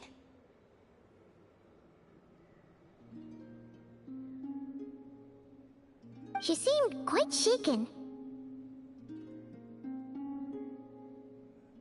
Oh, she'll adjust soon enough. She's very good at that. Okay, anyway, we've gotten off topic. Now that we know how dangerous the guy targeting the moon marrow is, you sure you want to carry it around with you, Traveler? If Fatui intelligence is to be believed, Rerir would prevail even if all of Nod Krai were to stand against him. perhaps something restricts him, if only for the moment. Before I decide, there's a favor I'd like to ask you, Columbina. What do you need? Do you think you'd be able to show me what happened when my brother and I arrived in Krai? I mean, when our spaceship first landed? Sure. That was quick! As I said, this to me is but a single ray of moonlight. Nothing to it. Give me your hand, and ready yourself.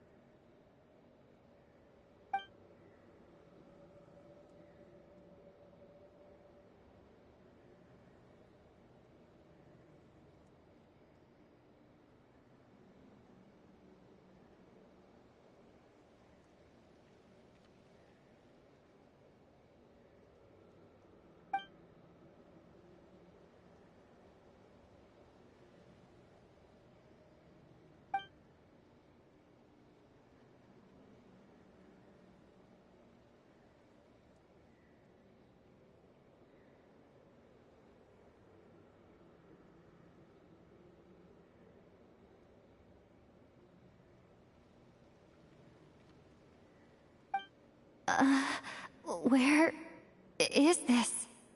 Lumine, come on, we have to leave this place! What? Hey! Are you okay? Our spaceship. A long, long time passed after we landed. No one left the ship during that time. But Ether found me from outside of it somehow. Huh? How would that even be possible? I don't know. The secrets within memories are like cookie crumbs. Take a bite, and they go everywhere.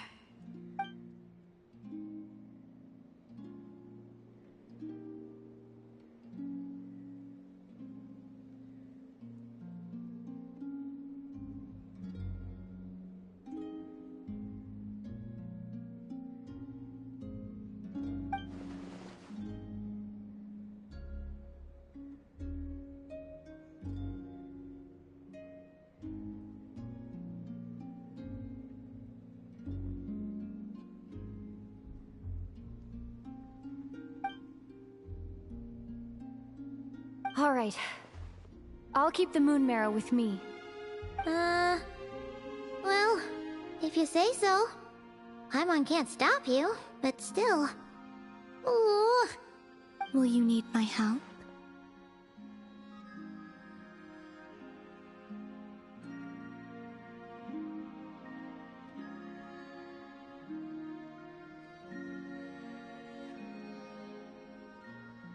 I could help you conceal the marrow. You could? Oh, that'd be great. Detecting it within you is already no easy task. But I can teach you to further conceal its presence using Kuvaki. Like this.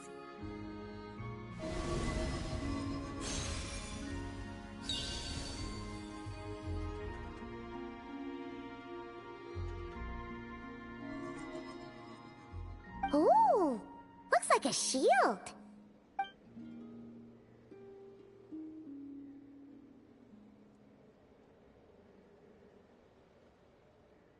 Can you sense it?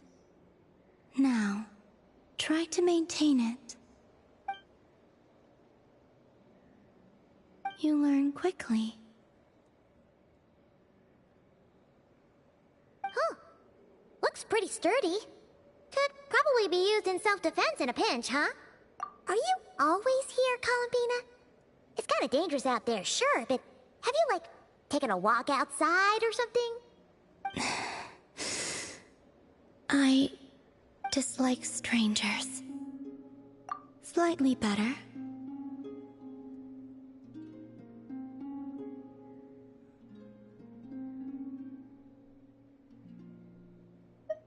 Yeah, the Frost Moon Scions have changed since you last saw them. Who knows? You might actually like them.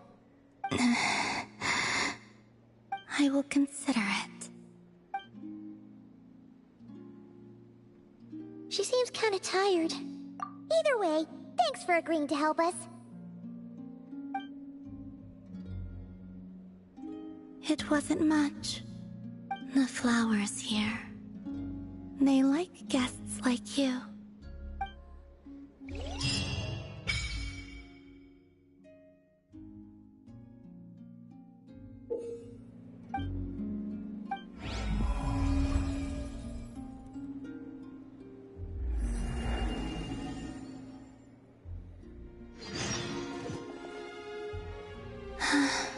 Best let her rest.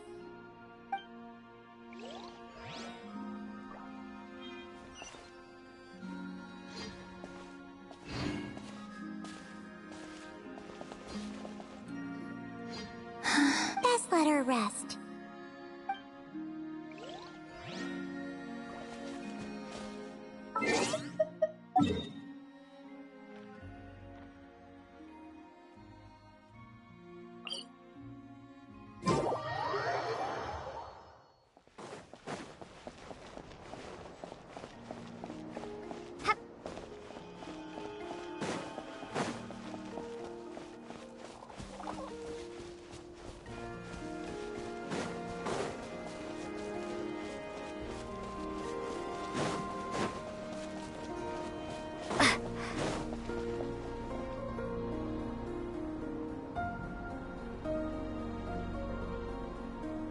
The Raker of Solnari. I've never heard that name before. Let's keep this news confidential for the time being. It would only cause even more panic amongst the people of Krai. But if this Rarir is as you describe, he will be a truly formidable opponent if we try to take him on by our strength alone. Yeah, things might be okay if everyone was willing to work together, but right now...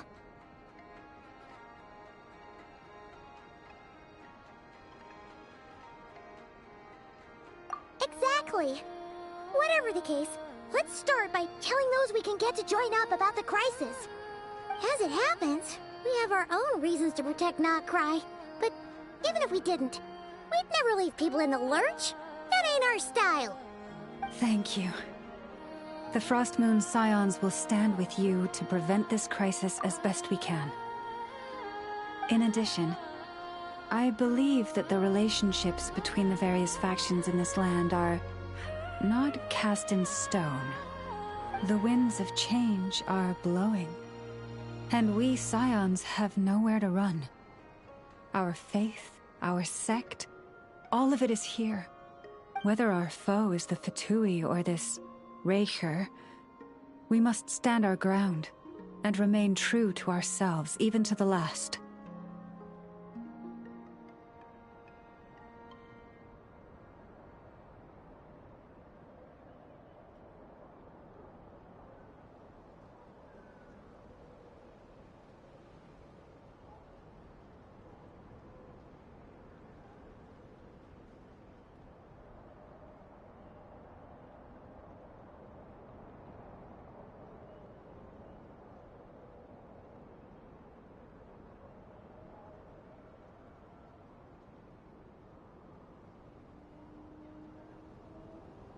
Let's see...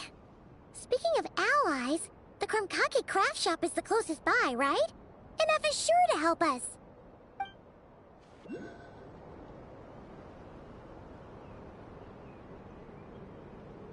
Come, children. It's time to offer up your prayers to the Moon Goddess.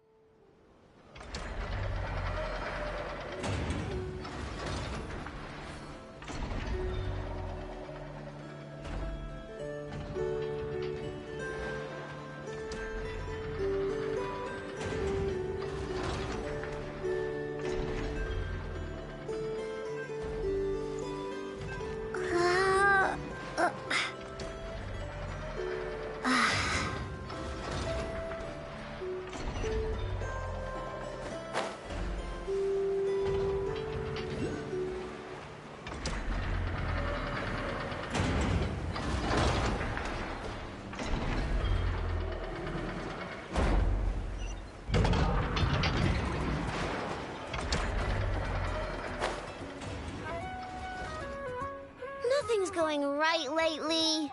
Is a good night's sleep too much to ask for? There, I know. If nothing is going right, then nothing is the problem. And if nothing is the problem, everything is going to be alright. You really think so? You know, Inefa, you've gotten a lot better at comforting people since you went away. I bet it's the Traveler's influence. I could not say, but thank you. Please get some rest. I will inspect these sorting robots for you.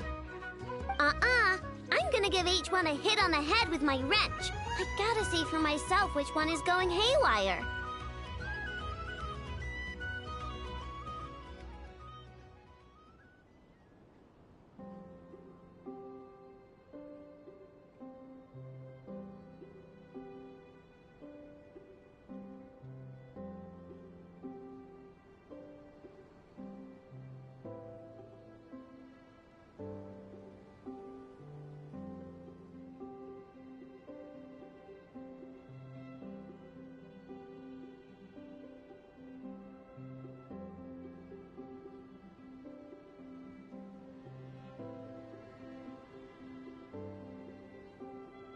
Oh, Traveler!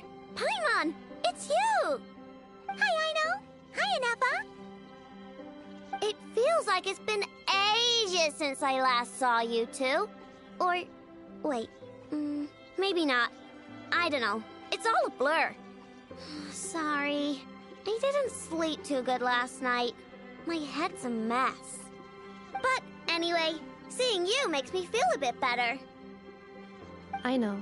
It appears my analysis was correct. Huh? You were getting upset over nothing, but now that the Traveler and Paimon are here, your mood has improved. Conclusion. Everything is going to be alright.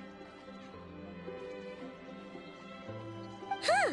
Well, I can't fault that logic. Oh, what's the matter, Aino? You can tell us. Whatever's going on, we'll help you out. Oh, it's nothing major. People keep getting into fights around here, and last night they crashed right into my workshop. All the clinking and clanking makes it hard to sleep. Oh, sounds like the Clink Clank Krumkage craft shop is living up to its name. Oh, sorry, not the point. So, who are these people? They sound dangerous. Do not be alarmed. It's a group of treasure hoarders on the run after stealing from the Fatui. Treasure hoarders? Dipping into the Vatui's pockets? Wow, the Not Krai faction's pretty bold. Sorry, again, not the point. What matters is, disturbing people in the middle of the night is unacceptable. Yeah, before Inefa came back, all I could do was hide in the workshop and curse them under my breath. But now, I can teach them a lesson. I already cleared them out last night. You will not be bothered again, I know. You're the best, Inefa. Wow, so problem solved, right? Well, the sleeping problem is solved, but now there's an issue with my prospector bots. They're supposed to sort out the useful treasure from the junk. Nice! Sounds impressive. No, not impressive. There's a traitor among them. Correct. The sorting bots delivered several items of no utility this morning. The ratio of useful to non-useful items suggests that one of the bots has malfunctioned. My bots don't just break down for no reason. You know what I think? It was sabotage. And it must have been one of those people from last night. And we'll find them and make them pay. Yeah! But first, I need to figure out which bot they messed with. How are you going to do that? By staring him down. You gotta put a little pressure on him and see which one starts to sweat. Okay, so psychological warfare? That works on robots? I don't know. If it doesn't work, I'll just drag them into a small room and interrogate them one by one.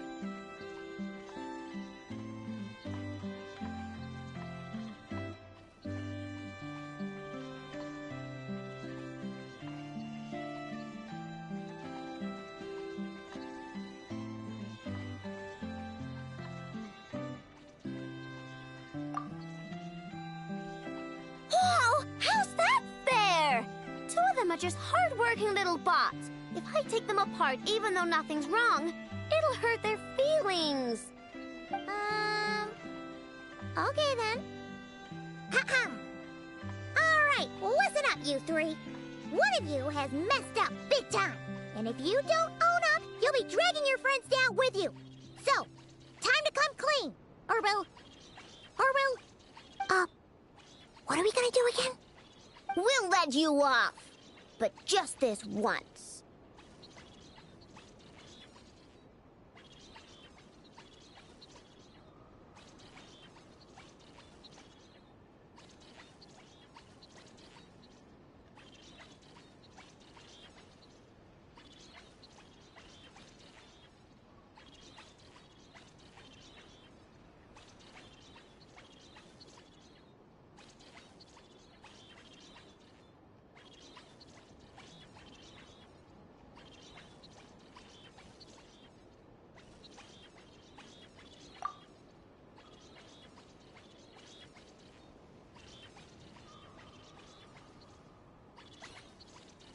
You stared them down all right, Traveler. Notice anything off? Come on! It's clearly the one on the right! Yep, that's it! What did I say? A little psychological pressure does the trick. Come on, help me catch him.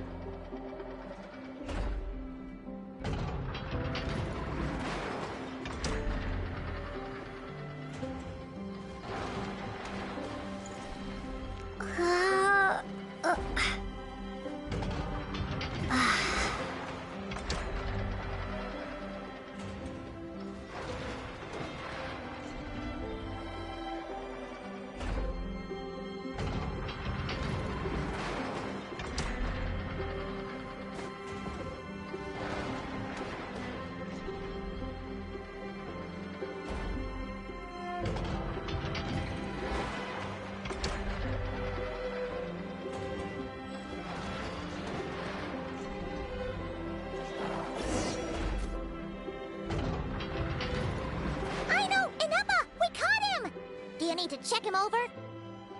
Analyzing exterior. No anomalies detected. The probability of malfunction due to an external injury is low. Huh. Must be the processor then. Let me open him up and have a look.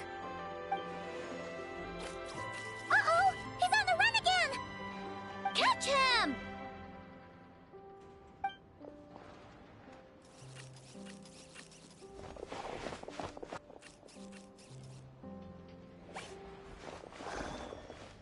What? Is that him? How did he get so big? No, those are scrap sorting bots. It appears he can still connect to them. Okay, well now I'm getting curious. There's more going on here than a simple malfunction. But we need to catch him first. Try sucking him out!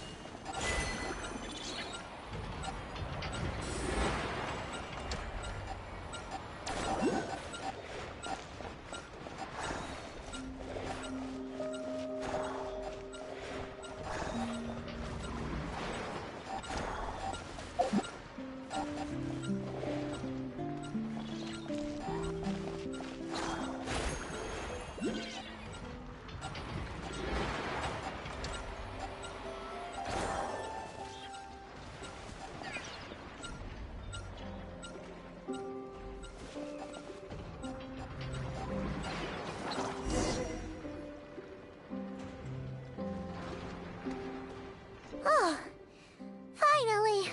We caught him! Man, what is going on with this bot? What in you like to know? Huh? You can talk? I know. Is he supposed to do that? No, it's not possible. I mean, my prospector bots do have a voice function, but it's all preset phrases. There's no way they have awareness like a Nepha. Their cores aren't even a fraction as advanced as hers. But it seems like he can communicate. Could his core have been upgraded or something?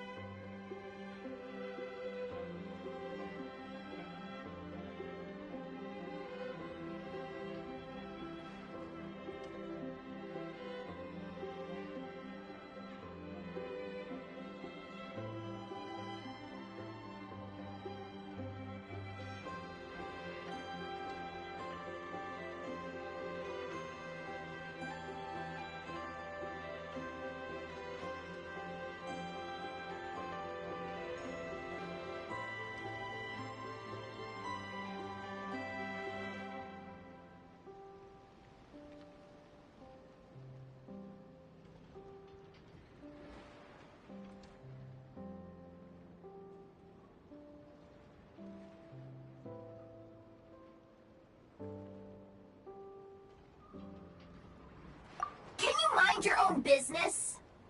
Jeez, why is this bot so aggressive? It's like we're the ones being interrogated. Oh, just you wait. If you don't get out of my sight, I'll round you all up and send you straight to the Fortress of Marrowseed. The Fortress of Marrowseed? What kind of place is that?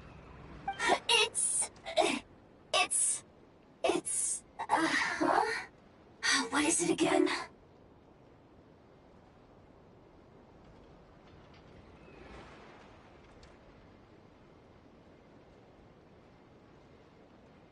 Marrowpeed. Yeah, that seems right. Would you stop with the personal questions? So intrusive. Leave a girl alone. Whoa! What do you mean, girl? You're a junk sorting robot. I'm a girl. Okay, well, I'm not sure what happened, but something is definitely wrong here. This isn't the prospector bot I know, that's for sure. Well, guess the only way to find out is to open you up and see what's going on. Don't come any closer! Somebody help! It's okay. I'm a girl too. That doesn't change anything!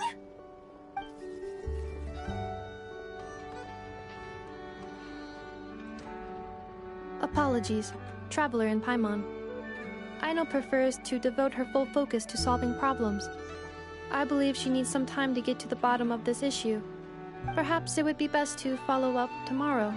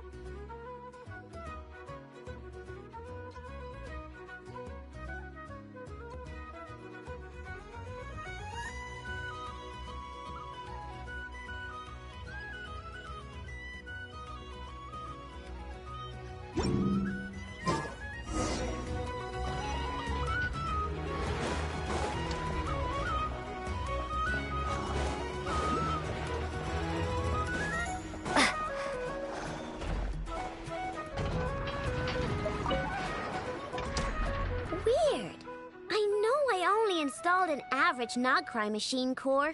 I know, and Eppa, we're here! Greetings.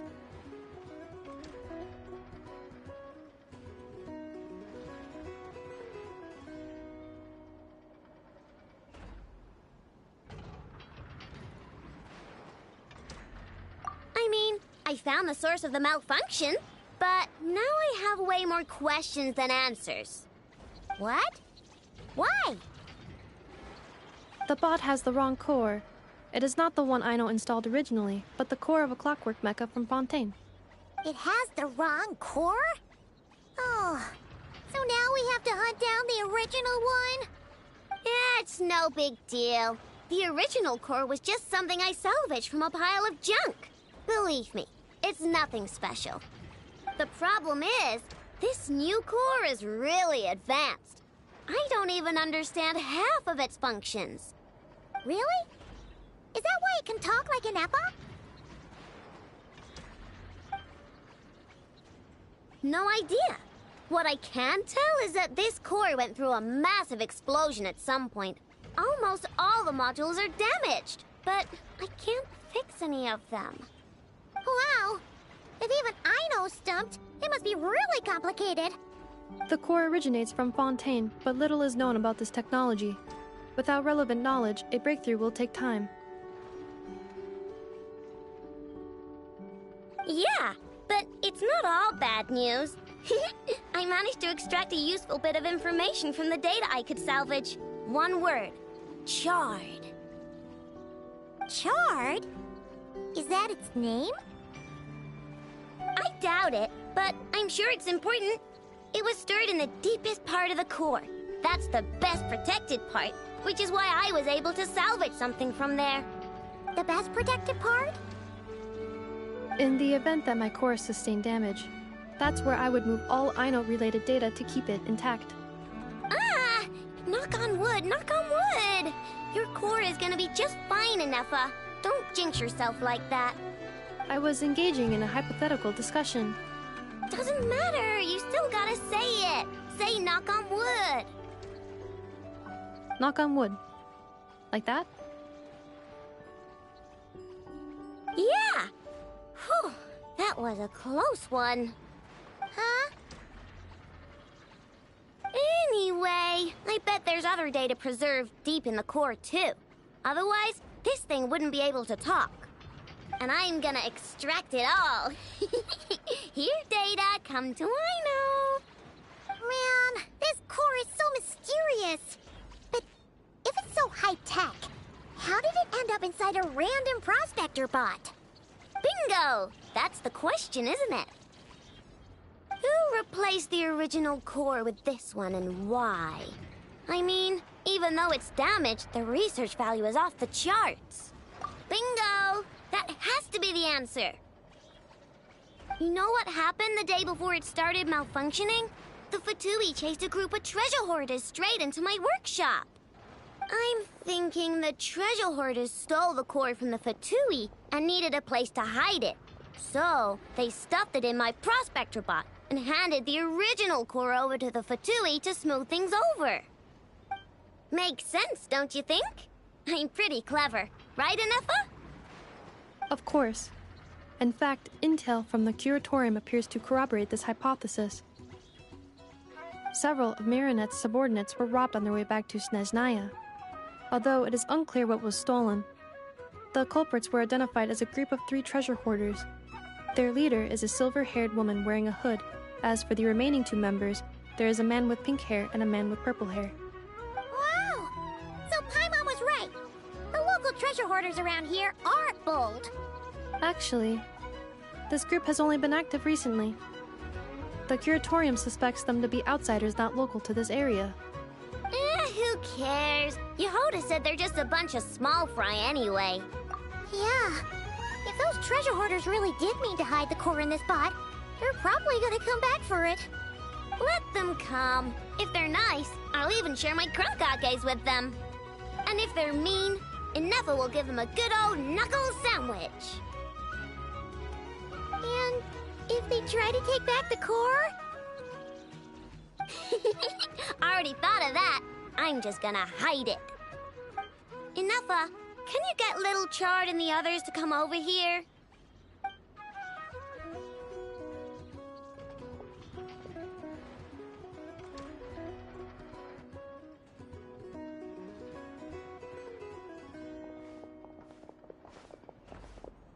Okay, hold on to your hats. I'm gonna hide Little Chard in a scrap prospector bot. What did you just call me? Come on, we have to call you something. What? Do you already have a name? Lombro. What kind of name is that? Did you get it from somewhere in your data bank? It doesn't sound like a little girl's name to me. Oh, so use Lombro as a last name. Huh, I kinda like it. Then it's decided. You're Chard Lombro from now on. No complaining, all right? You're stuck with it either way. You're the one who decided to hide out here, so from now on, you work for me.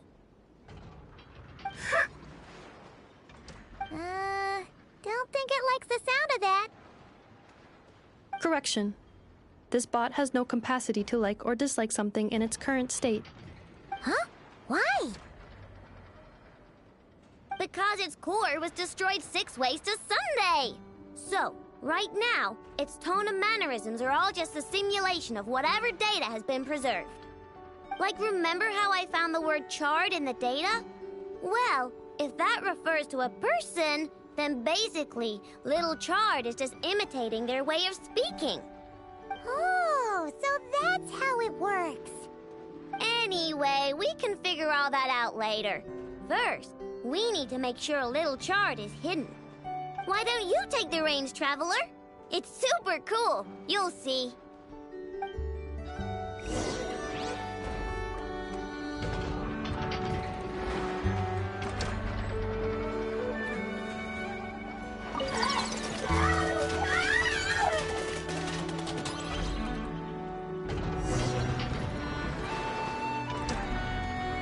Nice job!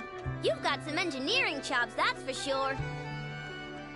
And thanks to you, I'm now the proud owner of the most advanced prospector bot in town.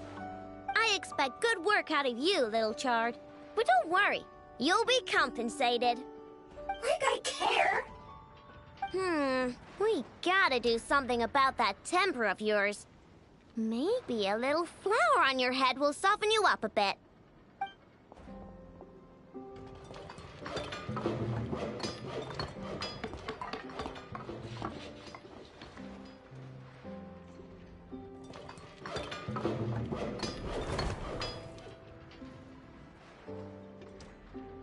There, much cuter. Oh, that reminds me. Traveler, Paimon, if you ever pick up stuff you have no use for, like screws and nuts and things, just bring them to me. I can make them into flowers or use them to upgrade my console. Oh, and I don't expect you to hand them over for free. I pay good prices for scrap. You're gonna want to stop by every day. Deal?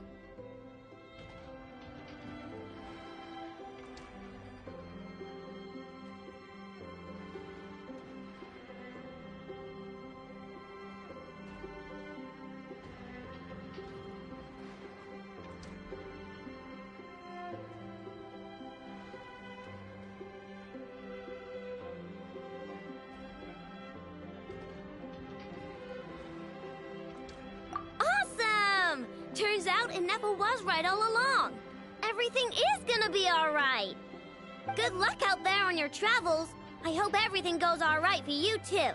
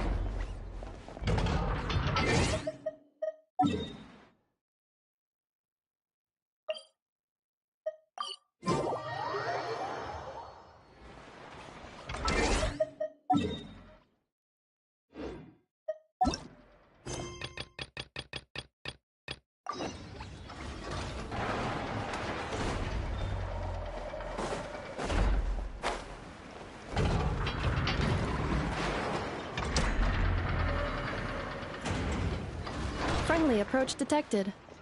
We meet again. Listen! Listen! We've got updates on the Wild Hunt situation!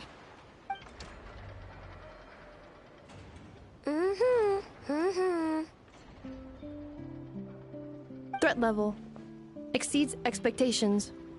Phew, doesn't matter if he's the Rahira Solnari or Solari or whatever. One volley from my cannon, and he'll be blown to smithereens! You were there when we fired it, right? If that isn't the kind of firepower that helps you sleep at night, I don't know what is! True, but the cannon only works against shambling monsters, right? What if Rarir's super fast? Well, we'll just get enough to go grab him and tie him down. You're not taking this seriously at all, are you? Anyways, firepower is not a concern. See those canisters over there? That's all concentrated Kuvaki, which we'll be shipping to Nasha Town. More than enough ammo in there to blast that Fatui research facility to bits in a single shot. You sure have been looking forward to this battle, huh? Of course! This is gonna be the shot that shocks the world. All of Krai, heck, all of Snezhnaya will know my name once we're through.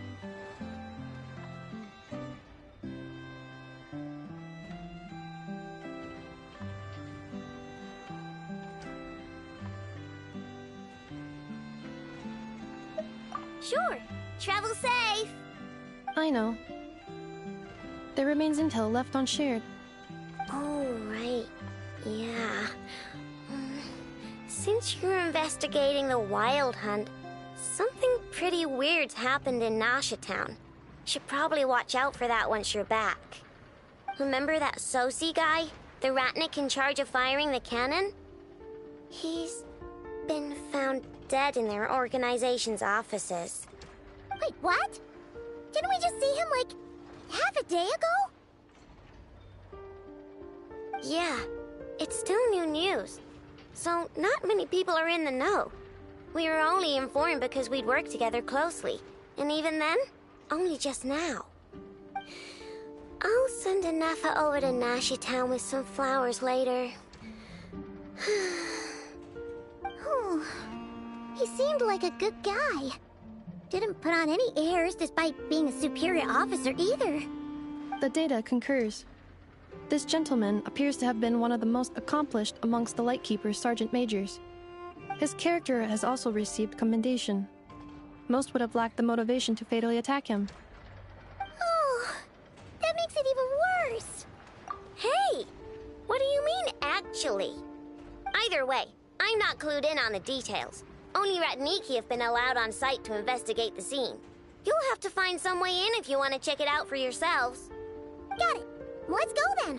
You coming along, Anafa? My tasks are incomplete. The last few batches of ammunition must be randomly inspected. You go ahead. All right. We'll see you later.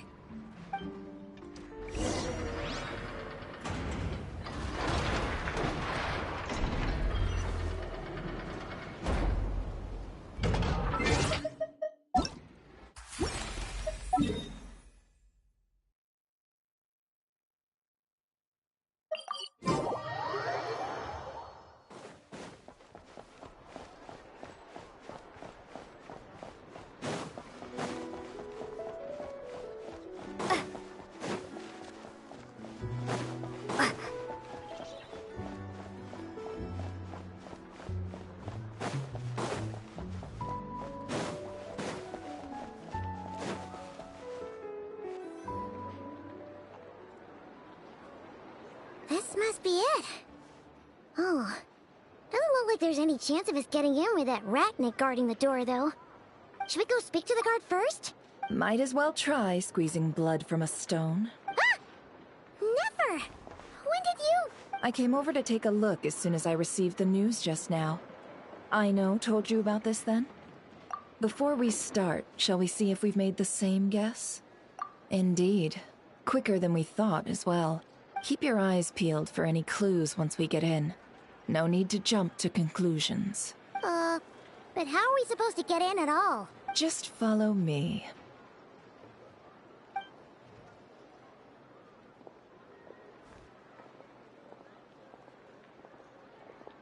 I'm sorry, but we're not open to guests right now. Sorry about that. They're here to investigate. All of them? The paperwork checks out. All right then. Enter.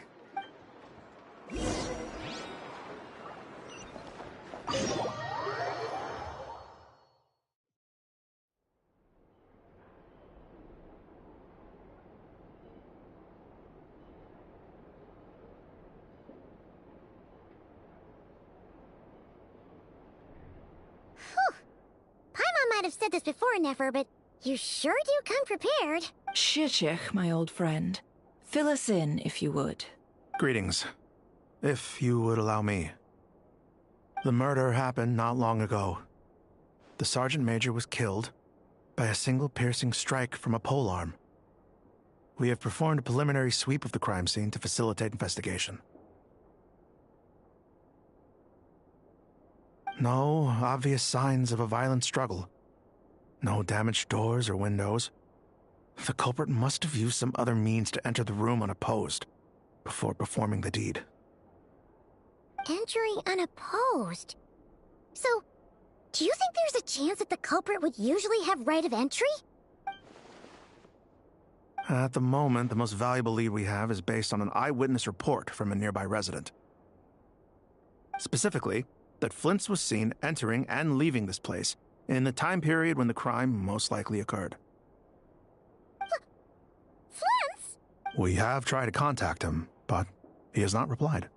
Very odd indeed. So, he's the prime suspect right now, right? To be honest, I'm not particularly inclined to believe that this was an inside job. Flint's can come across a bit eccentric, but he does well in missions on the whole. He also had no disagreements with the Sergeant Major that we know of. So he lacks the motive to commit such a terrible crime. But neither the eyewitness report nor the nature of the fatal wound itself are in his favor. So we are looking for him at present. Looks like there's not much else to dig up here. Let's go outside and discuss what we've seen.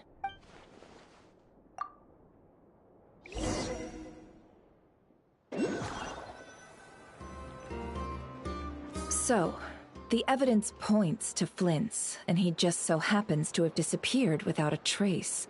A sticky situation indeed. We know that this Flint's could have been Rerir in disguise, but we lack the evidence to prove this to anyone else. Furthermore, Flint's has left us with many questions, all of which will require a reasonable explanation. Yeah! He said he would report back to headquarters, but it seems he hasn't gone at all. What could he be doing?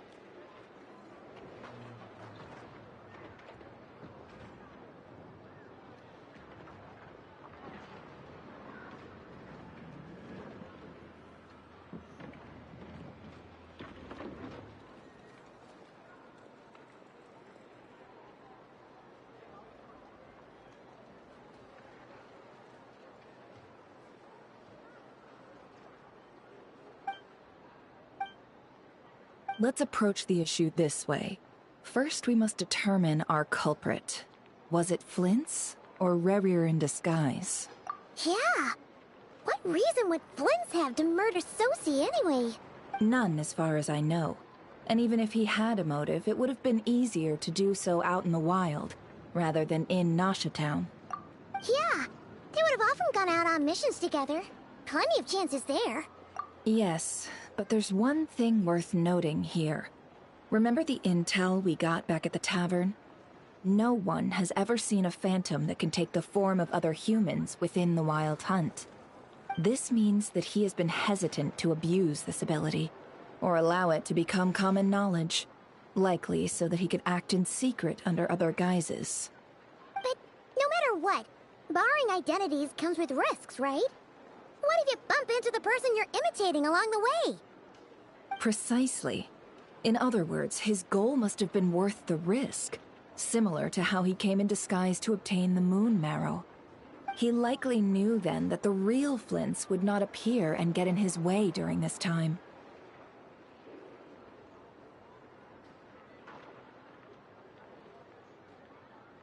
We'd have to ask Flints ourselves, I'm afraid. But we shouldn't jump to any conclusions here. We can't discount the possibility that he might actually be the murderer himself. Not yet, at least. And there are other, less likely scenarios. For instance, Rerir may have already killed Flints long ago, and been living as him for some time now.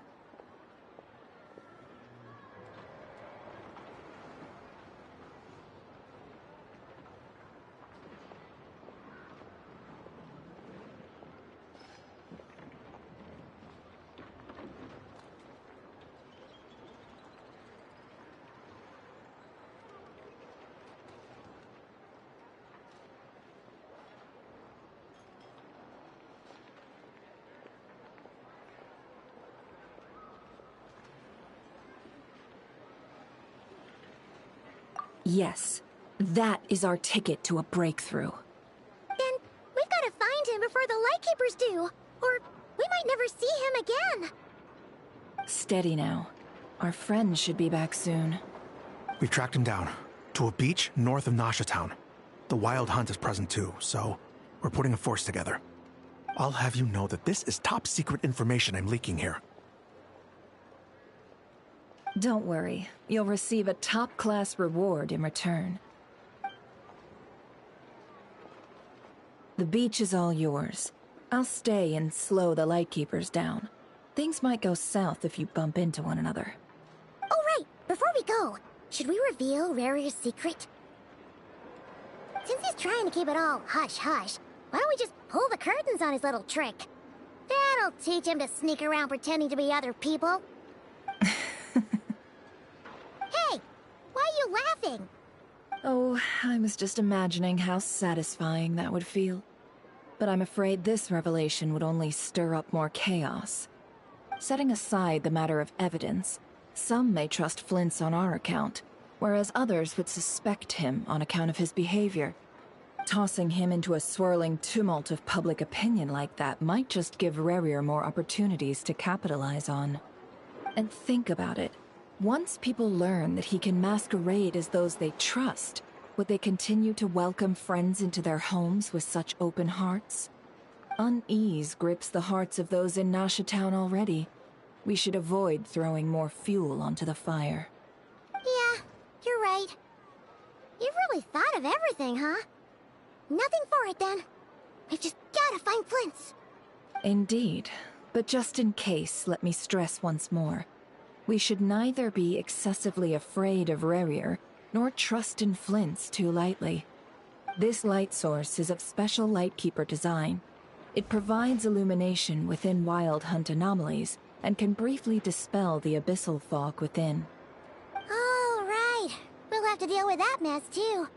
Yeah, this'll be important. Thanks a bunch, Nefer. You're welcome. I've charged it to your account, by the way. Hey, you!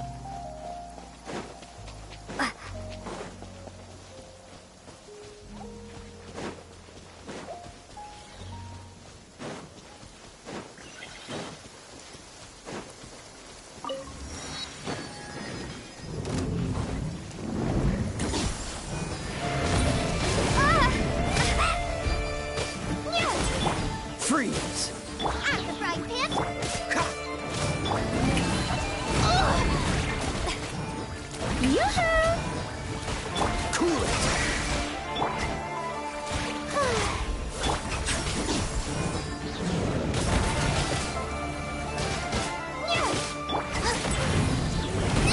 That really hurt!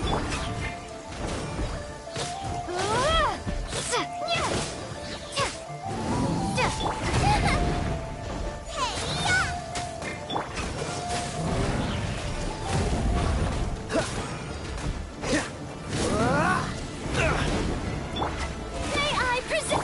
Freeze! Don't get frostbite. Boba, get them!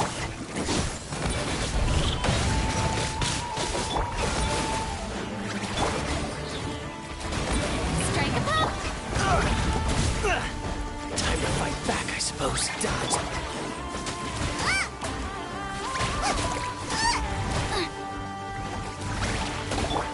Freeze!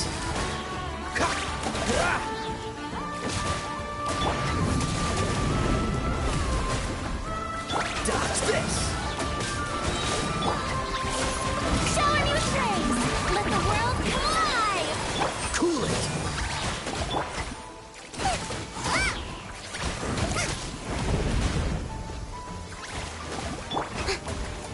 Strike a pose! Dodge this!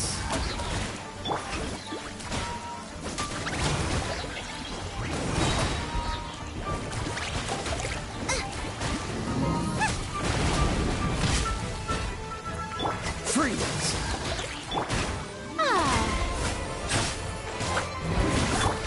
Don't push your luck. Cool it!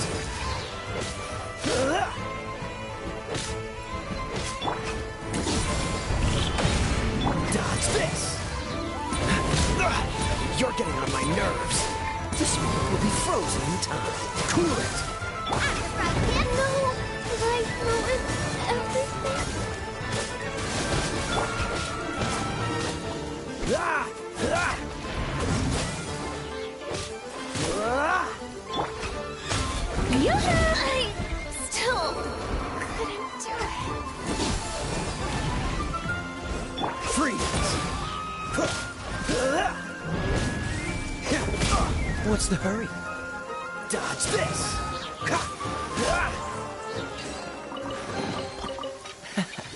Quite the find.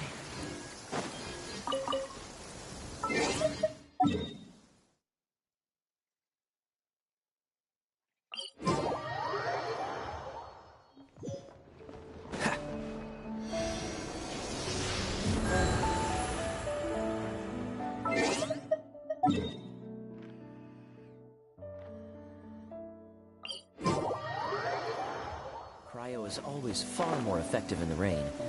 This is going to get interesting.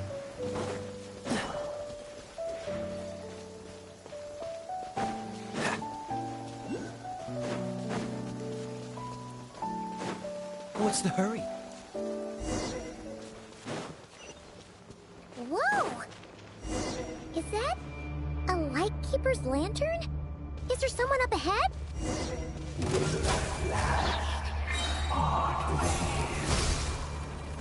Monsters!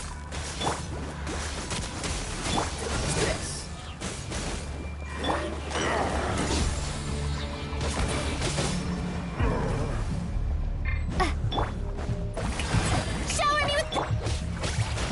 Freeze!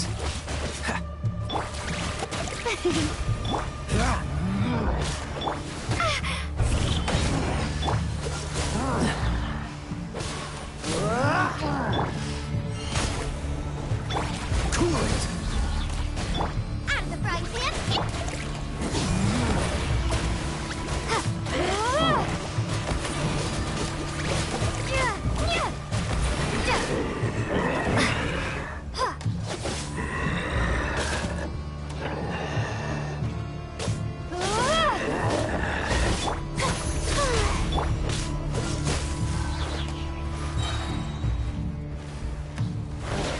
Oh, so sorry.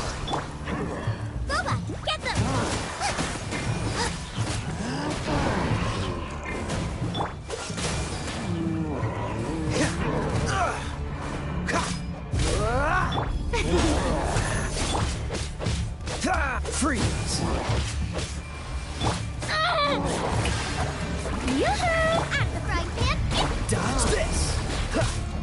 What's the hurry?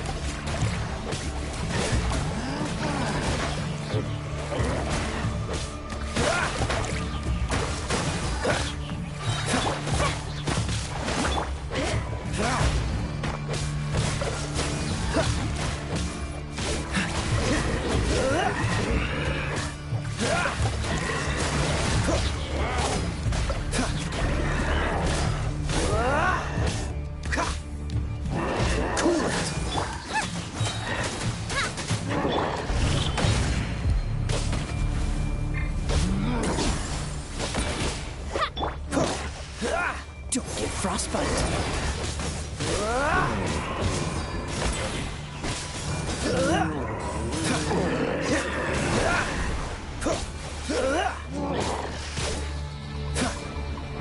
Freeze.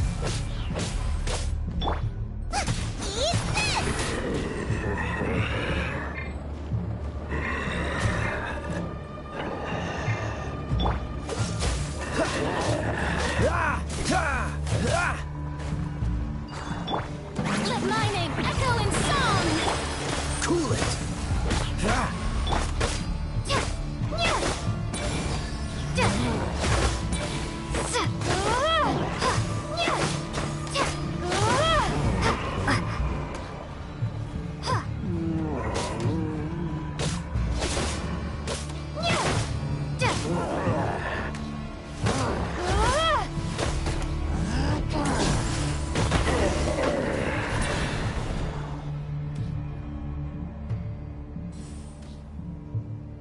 This monster was lurking near the lamp.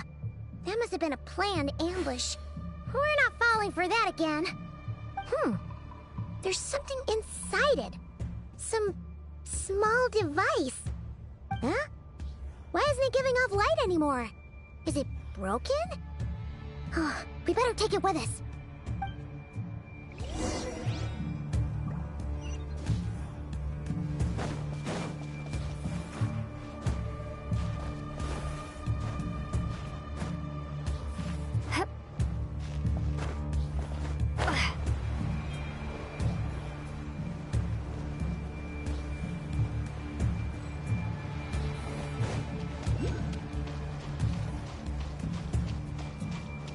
Is someone there? Please, help me! Isn't that Flint's voice? Did you hear that? Right. How shall we save her? Save yourself.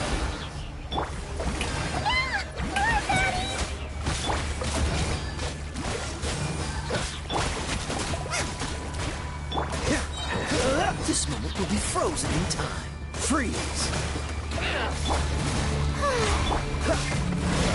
Don't push your luck.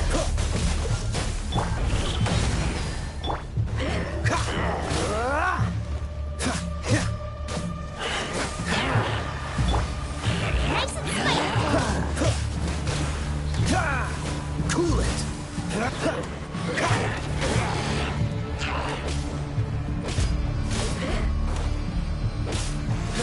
Dodge this.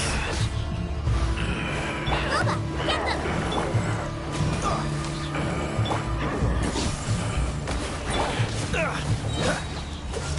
Oh, so sorry. Out of the frying pan!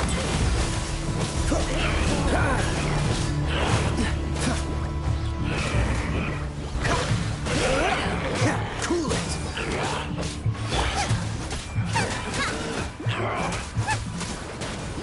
What's the freeze?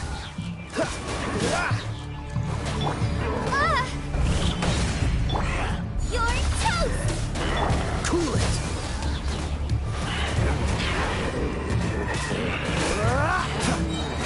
Don't get frostbite.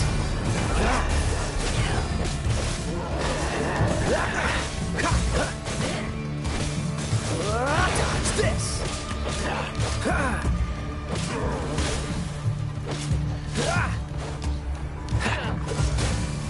Nice and spicy! Don't push your luck.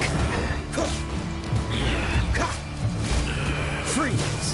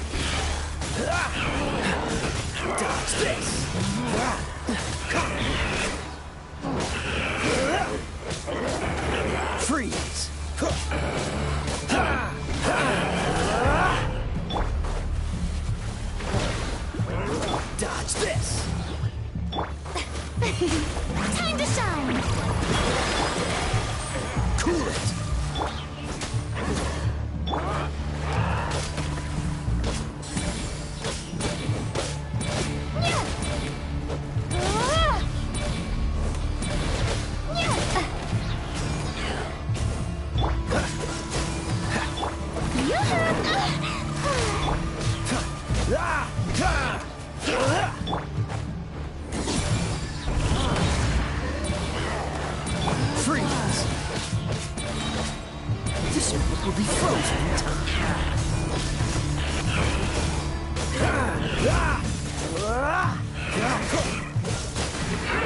What's the hurry?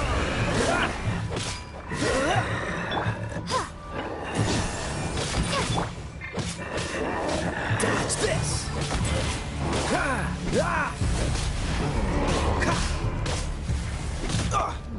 Freeze!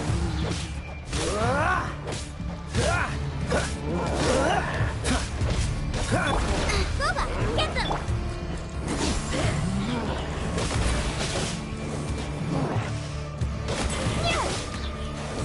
Cool it! Oh, so sorry. Out of the frying pan, into the fire! Hey, Freeze!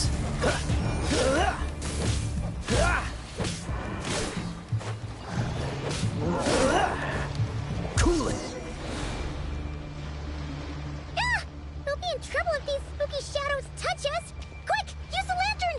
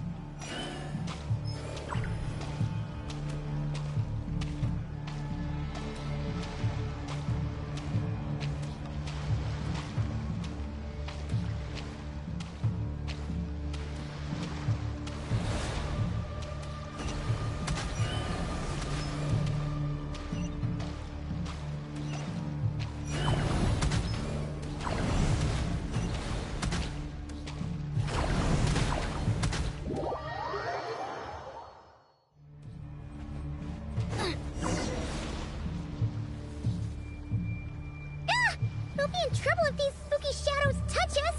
Quick! Use the lantern!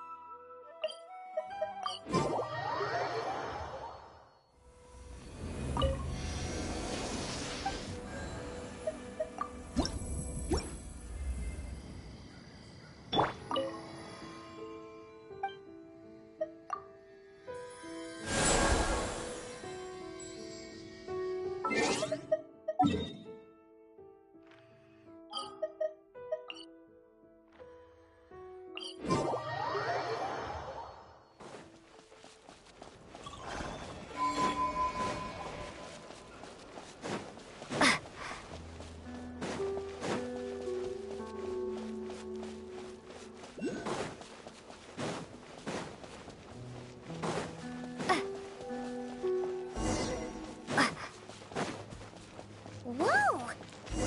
Is that a Lightkeeper's lantern? Is there someone up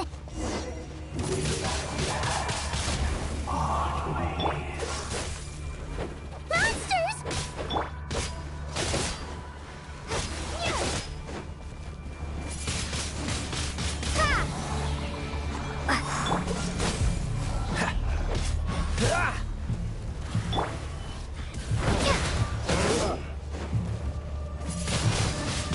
Windblade! Cool it!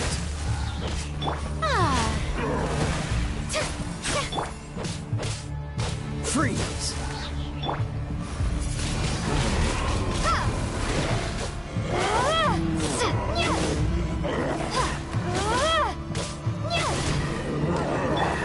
Cool it!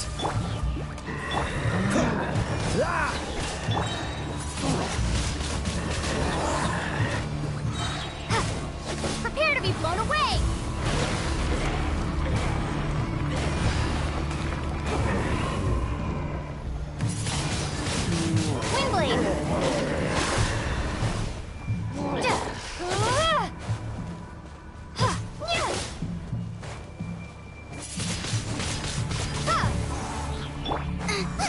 Boba, get them!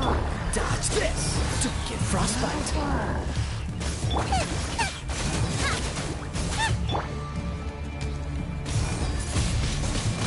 Windblade!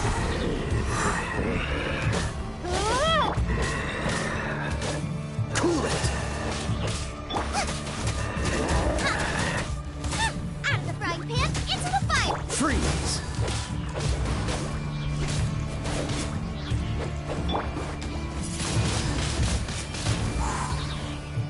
Cool it! Yeah!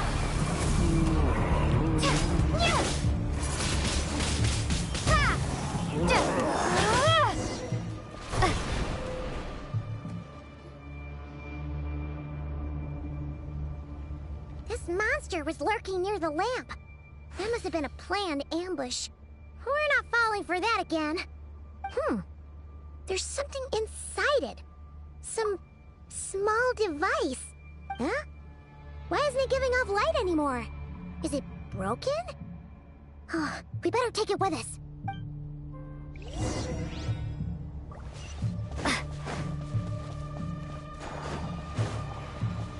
A fight took place here. Did Flint's leave these marks?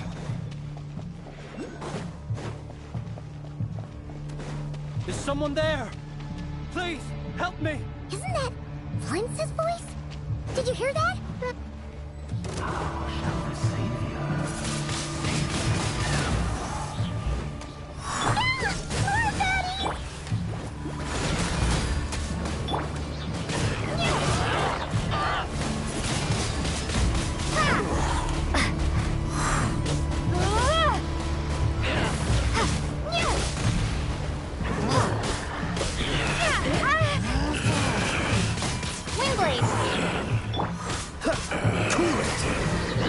So sorry. Prepare to be blown away!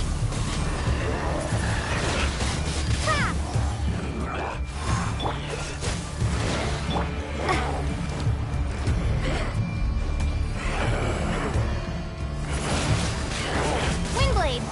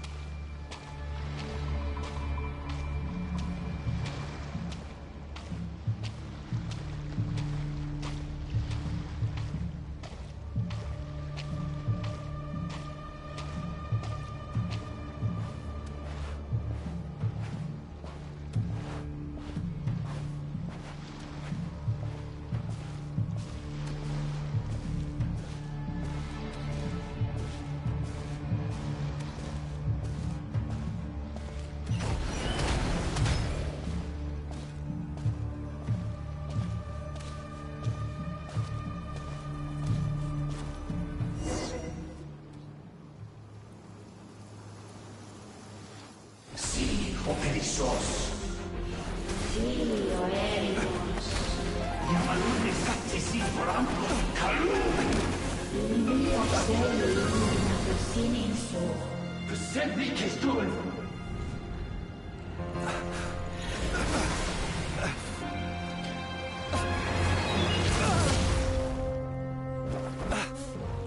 Hand it over. That was mine from the first. Tutto mine torai desmerte. You're a fool. You again.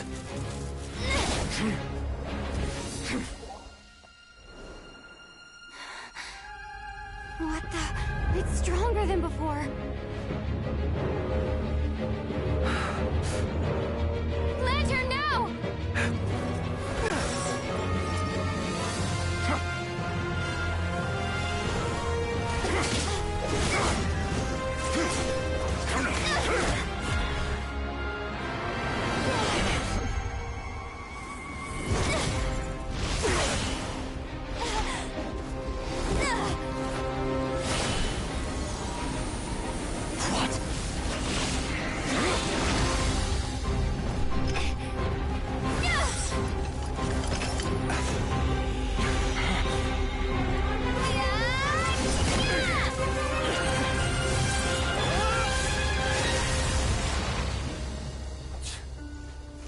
It escaped again. This situation speaks for itself, I presume. So, you were tangling with Rarer out here all by yourself. So, that vile phantom hiding inside the Wild Hunt has a name of his own. Yeah, you don't look so good.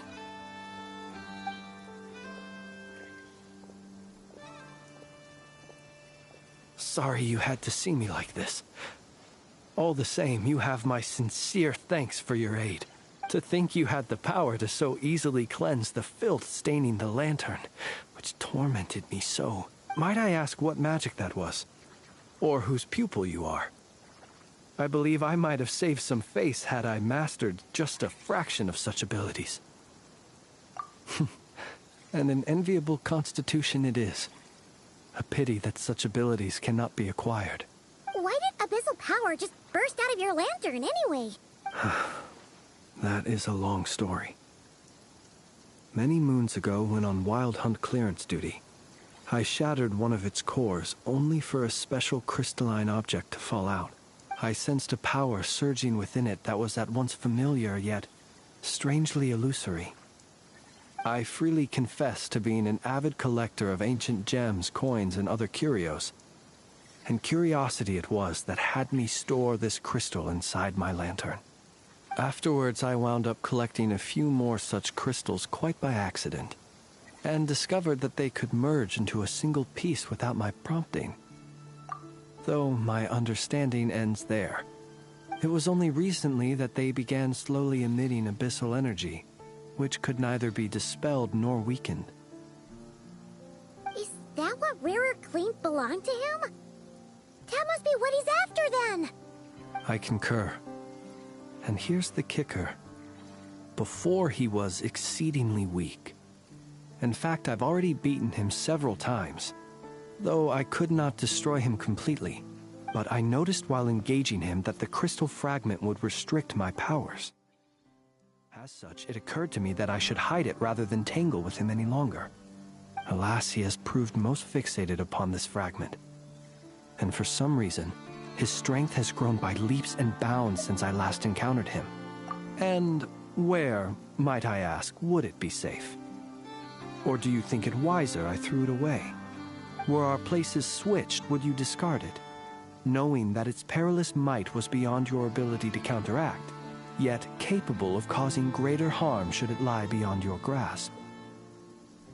Yeah, throwing it away would mean giving the bad guy what he wants. But exposing yourself to its corrosion and growing weaker by the day, that sounds super dangerous too. Only those who shoulder risks are qualified to welcome in the turning of the tide. those who flee when troubles come are nothing more than deserters.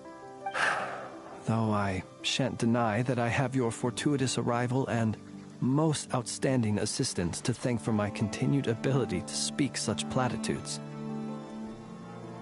Either way, it seems this fragment is now utterly still. That must have made it useless to Rerir. I doubt he would have retreated so readily otherwise. I imagine this wasn't the only reason you came looking for me, though? Well, no, but...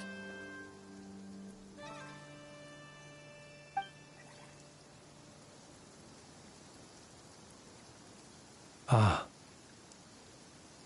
I see. To use the Lightkeepers to find me, I suspect.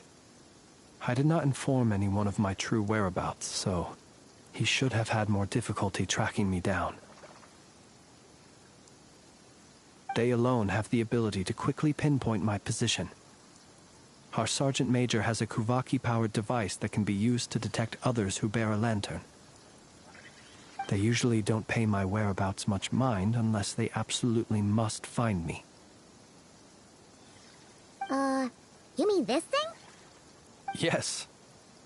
Where did you pick this up? We found it inside a lantern when we first charged into the Wild Hunt anomaly. It must belong to a Ratnik dispatched to investigate the area, who, it seems, dropped everything and fled the moment they saw the Wild Hunt massing to strike. Guess it's not surprising how they found you so fast, then. But if Rerir could have shapeshifted into Sosi, why didn't he just use that Kuvaki device to find you himself? Were he to use it, that device would likely fail to act as it should, owing to abyssal interference. Ah, guess that explains it. So not only is this Rerir ruthless, but a purveyor of dirty tricks, too. You might not be familiar with Sergeant Major Sosi, but he put his heart and soul into every mission.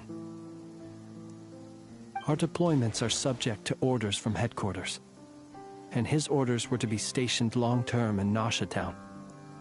As such, he worked so hard, seeking to produce excellent results that might convince them to transfer him out.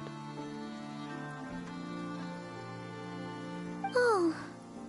But every year they would say, "Wait a little longer. Wait a little longer." He often wondered if it was because he was lacking somehow. In truth, everyone had nothing but the highest praise for him. But good work does not always lead to good outcomes. The higher-ups would think, he's doing great where he is. Let him stay there forever. A most convenient choice for them, at least. Whereas his subordinates would think, wouldn't it be a shame if we were to lose such a talented, easygoing boss?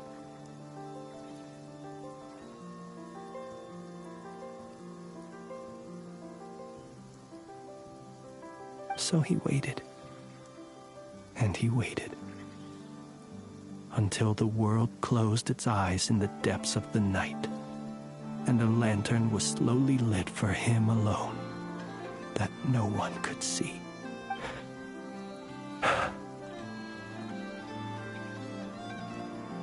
One that has played out many times throughout history. Another reason to take this Rerir's head. Oh. Well, at least we now know that he's looking for these fragments inside Wild Hunt anomalies.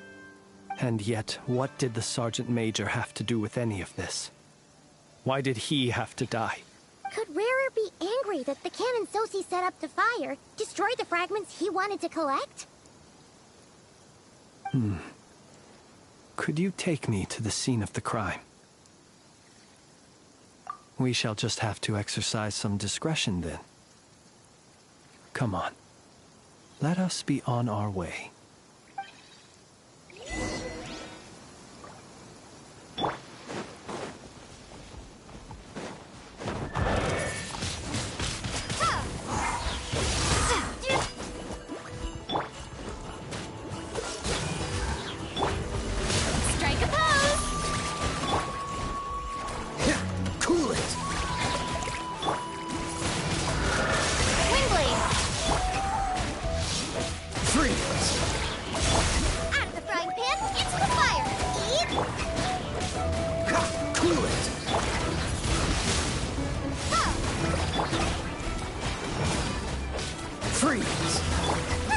Nova! Get them! Yoo-hoo!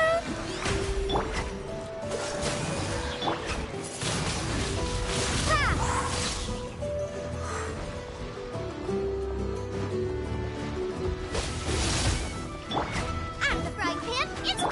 Cool it!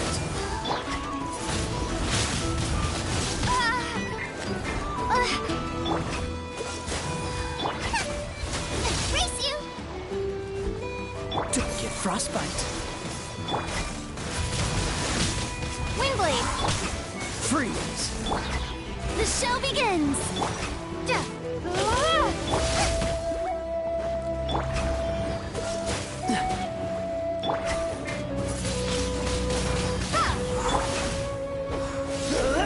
Cool it! Let lightning echo in song! Windblade! Dodge this! Nice and spicy! Keep on!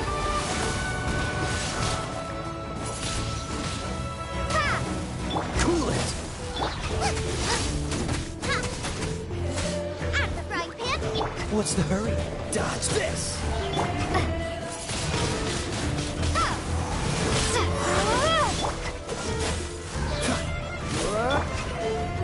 Nice and spicy!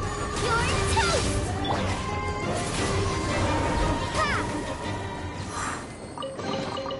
Is this an answer from this world?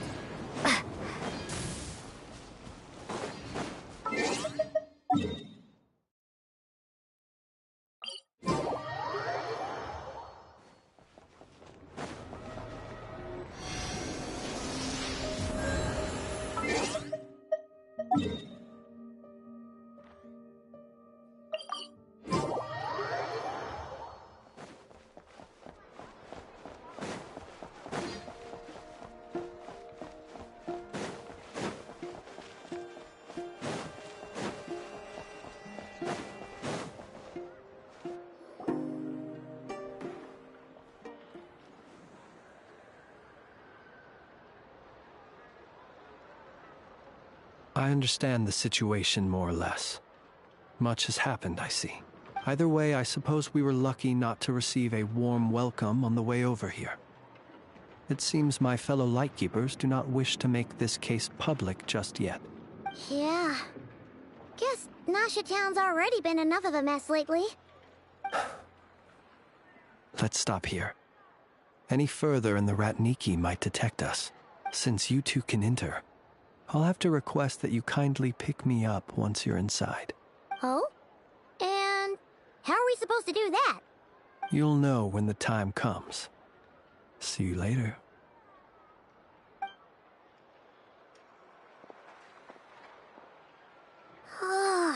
Still acting all mysterious. But he seemed pretty confident, so guess we've got to trust him.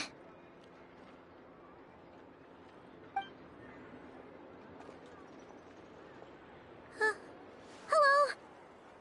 Ah, you're the special assistants for this investigation, right? Yep, that's us. Well, you're just in time. We're basically done investigating the crime scene. All that's left is to finish writing up some records. Then properly dispose of Sergeant Major Sosi's remains. If there's anything else you'd like to look into, this is your last chance to do so. Sadly, no. The motive behind the killing remains a mystery. And while we somehow managed to get news of Flint's, an unexpected accident caused us to miss him. But considering that Nefer from the Curatorium of Secrets came forward to help investigate, I have no doubt that a breakthrough's not far off. We'll do our part too. All right, we're going in. See you later.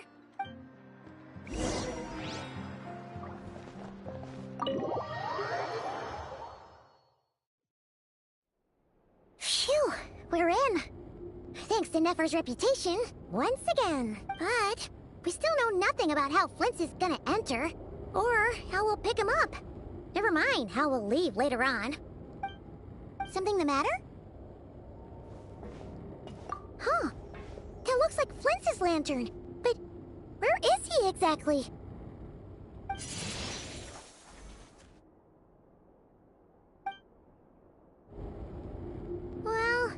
We've got the lantern. What now? Oh, Paimon almost screamed out loud. You never said you could do magic like that. This lantern may have a rather peculiar shape, but so long as it doesn't glow, it won't stand out in the dark. I calculated that you would have already entered, so I chose a spot visible from the window before using light to send you a signal. As I thought, you're both sharp-eyed and on the ball. The perks of being veteran adventurers, huh? Your composure is more impressive still. You're right. That required a little trick of my own.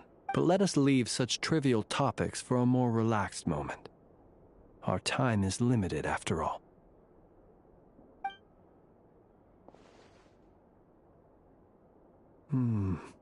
Just as I thought.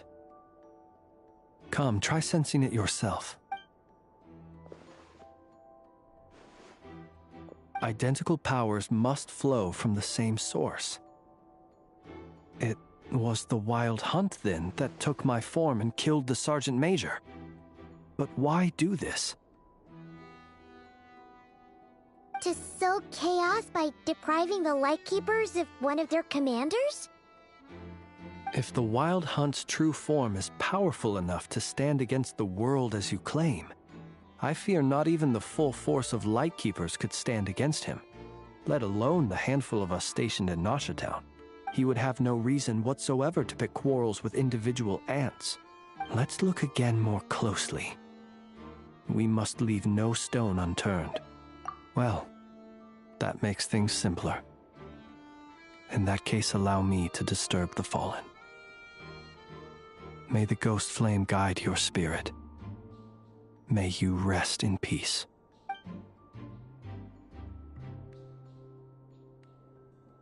When we fought, he seemed like quite a reckless foe. Certainly not the meticulous mastermind type. Yet here we are, grappling with this enigma he has left us. Oh, if we can't get any leads, we might have to go back and find Nefer. Oh, the longer we're stuck here, the likelier he is to achieve his goal. Oh, this is so frustrating!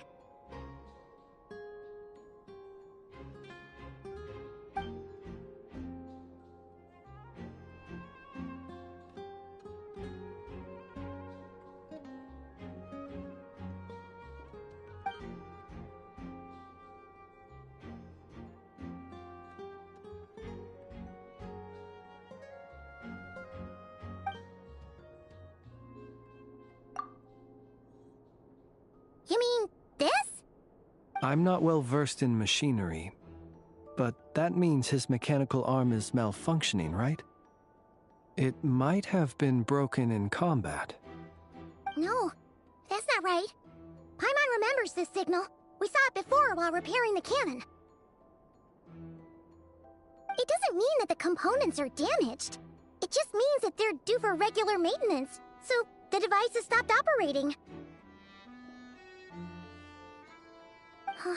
But the real problem is that...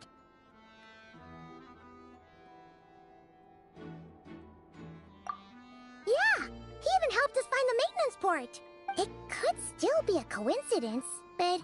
considering it hasn't been long at all since we were repairing that cannon...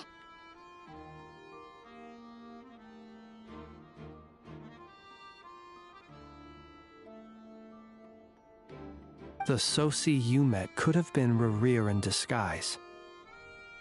In other words, he played the Sergeant Major before disguising himself as me. That's right! If only there were some way to prove it. You mean Hintsa? We had a short chat with him once at the tavern, but it's so late. Guess it'll have to wait till tomorrow. I know where he lives. The situation is critical, so let us now take up the role of uninvited guests ourselves. Ah, yes. And one more thing. Remember to pick me up by the window.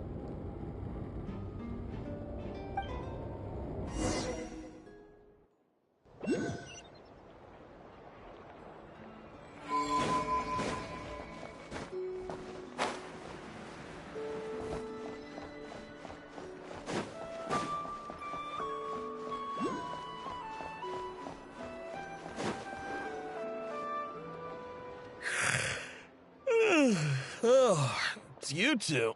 And Flint's. Given the hour, I guess it must be an emergency. It is indeed. Our sincerest apologies for interrupting your rest.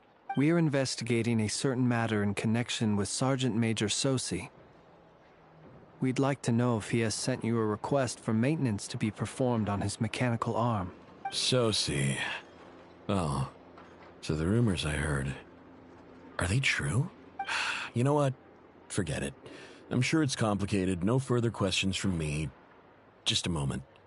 I need to check my records. Thank you for your understanding.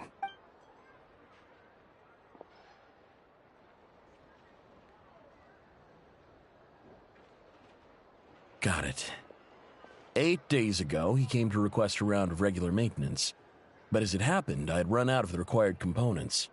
His mechanical arm is especially sophisticated, having been designed by Aino personally. The parts, too, could only be made by her. As such, they usually take several days to arrive. In fact, this time, he even asked me if we could push his request forward, and I understood, completely. Not being able to use your hand, that's rough for anyone, but even more so if your job involves fighting out in the wild. So I did my best to convince Aino to rush the job, and eventually, the parts arrived. 3 days ago, if I remember correctly. I sent word to the Lightkeepers immediately, but he never showed up. I assumed he was just out on some mission or other. What's with those faces? Everything all right? You've provided us with some very crucial information, Hintsa. You have our thanks. We can't make everything public yet, but once our investigation is complete, I will return to thank you and provide an explanation on behalf of all the Lightkeepers.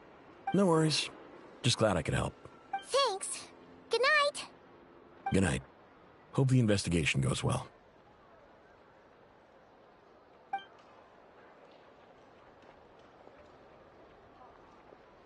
It seems that it is as we guessed. The Sergeant Major Sosi you encountered while repairing the cannon was actually Rerir in disguise. 8 days ago, he had yet to act.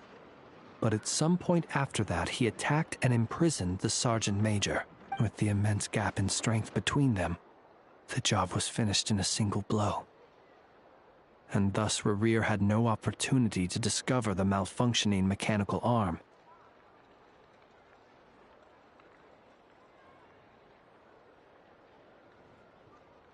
Perhaps his mastery of shapeshifting extends only to outward form, and not therefore to complex internal mechanisms. Hence his oversight of the uniquely mechanical traits of the Sergeant Major's arm, and in turn, this flaw in his disguise.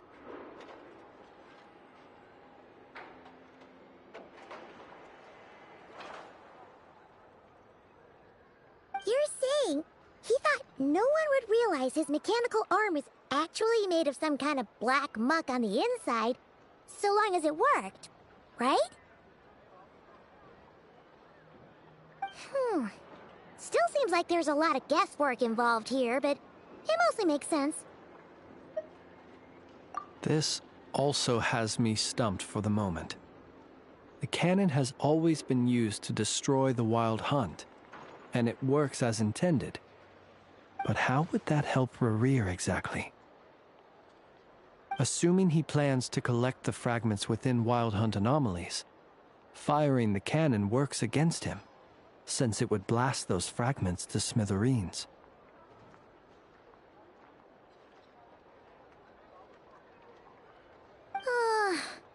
So we solved one mystery, only to dig up another.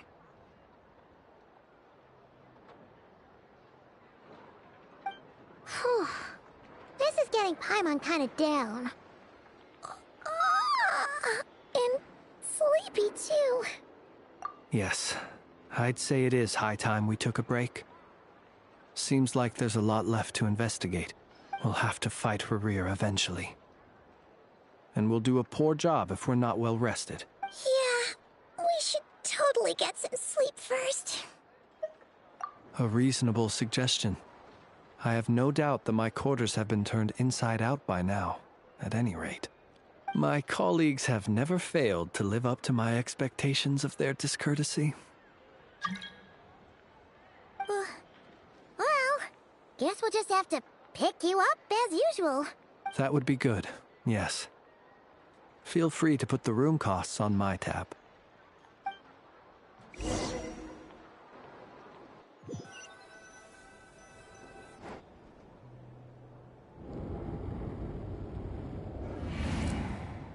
Phew, back inside. Oh, we can finally take a breather. Okay, Paimon. In and out. I suppose we could all take a moment to unwind. As I recall, our first meeting took place not far from here. Ah, the nostalgia. Had you already sensed the unique power within my lantern at that time? I see. Words truly do fail to capture your superlative insight. Fortunate then that abyssal energy was only leaking from the fragment in minuscule amounts when we first met. Or I might have been in for a real interrogation. Yeah, hard to say how that would have played out. We've had a whole bunch of unpleasant run-ins with the Abyss. You mean to ask why I'm going this far to oppose him? Well, as a light keeper, I'd say I'm simply doing my job. Yeah! You're covered in more mysteries than Paimon could shake a skewer at. You can't just get out of explaining yourself by making lame excuses. All right. I suppose I do owe you some honesty, whether out of gratitude or the need to build trust. Your deductions have been quite correct. Should one wish to conceal oneself within a lantern, elemental power alone is not enough. You know humans well, and naturally you understand their limits. But some things that humans would consider difficult are quite normal in the eyes of non-humans. So, you mean you're one of the latter? Have you heard of how Snezhnaya was once the realm of the Fae?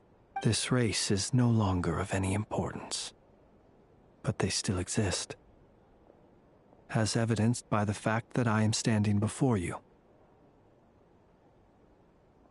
We've heard some scattered legends, but that's all Paimon thought there was to it. I once turned my heart toward humanity, and thus did I experience loss. I once labored and did much, and put an end to my tale with my own hands.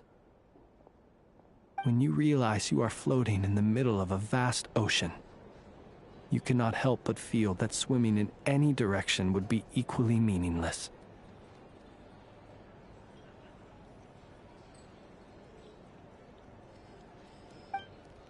Would it not be better, then, to simply sink? But before I could sink to truly lightless depths, chance had it that I should be awakened by a band of Ratniki. They were facing a horde of abyssal monsters, and could not last against such a disparity in strength. Yet none fled. Those who dwell in darkness for long enough become exceedingly sensitive to all light.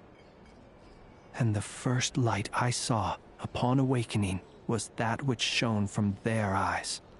Is that why you chose to help them? Perhaps I was moved by their valor. Perhaps I simply saw my past self in them, and was moved to action for the first time in a long, long while. But I was freshly awoken, and my powers were limited. I could not prevent casualties altogether. The survivors and I buried the fallen heroes. That was the origin of the final night cemetery.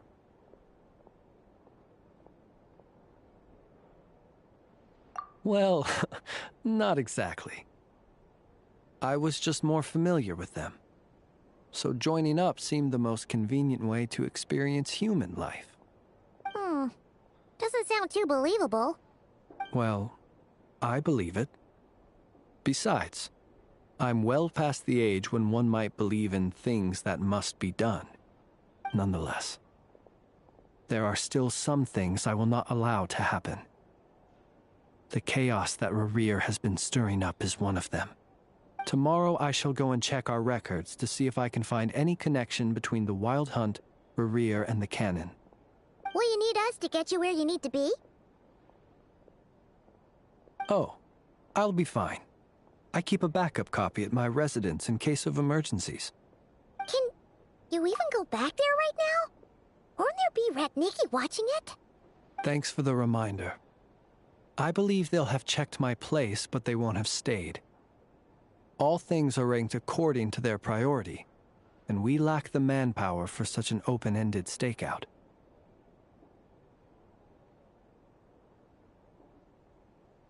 And even if someone is waiting, I have ways around that.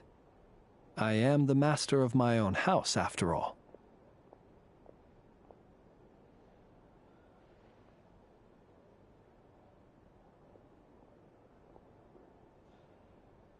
All right then, we'll trust you. We sure ended up chatting for a while, huh? I'm super tired now. But, you know, feels like we can breathe easier, now that we know you better. I didn't take you for the cautious sort. Anyway, I hope you'll help me keep this a secret. I'd prefer others not to know about my past unless strictly necessary. Nor do I want to attract more trouble on account of being a fae. Paimon's lips are sealed too. All right. Thanks again for your help. Good night, you two. Finally, we can rest. Let's go get some sleep. There's tons to do tomorrow.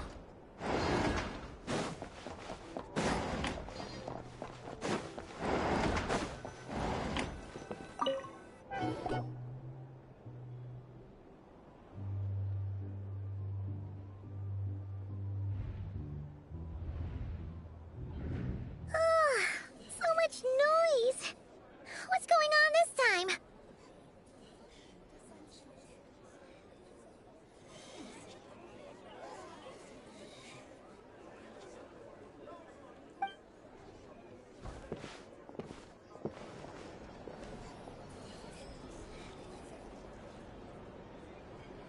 Hey!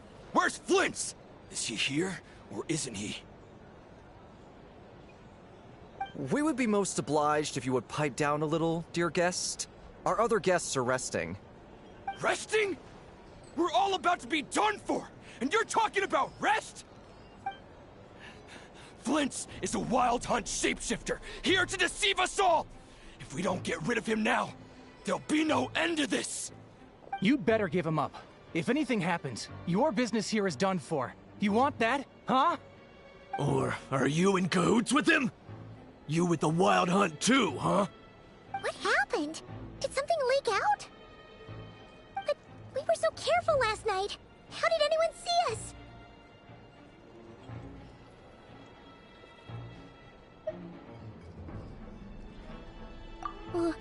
What do you mean? This is so confusing! What do? These people are no match for Flint's, but they're super heated right now. It's not like all the unusual stuff about him will make it any easier to explain either. Okay! Hey! Let us in now! My apologies. My apologies. Hold on! Calm down, everyone! What in Tevat is the meaning of this racket? Are you intent on depriving both the Voynich Guild and the Curatorium of Secrets of even a moment's rest? Boss, do we really have to entertain people who don't respect the rules? Call a few of your boys and have them thrown out. And what hole did you crawl out of? A watering hole, of course. The one you've just disturbed. A place to get a moment's respite from all the recent unhappiness, and to escape from all this talk of the Wild Hunt, or strange ghosts and phantoms. Who'd have guessed people like you would come bursting in, shrieking louder than any ghoul? This is a matter of utmost importance. We've got solid evidence. All we need now is to confront Flint's face to face. Exactly. And you sure don't look like an impartial party either, Nefer. Oh, don't I now? How about this then, boss? Let them do their search. If they find their man, they can have their little chat. But if they don't, then they owe everyone here an apology, as well as compensation for all the racket they've caused. Wait, it's... All right. I suppose that's the only way. If we don't let them in now, they'll be back sooner or later. What a mess. Oh, alright then. Well, I'd say that sounds like an impartial proposal. What say you? Or are you suddenly unsure of yourselves? Come on, everyone! Move it!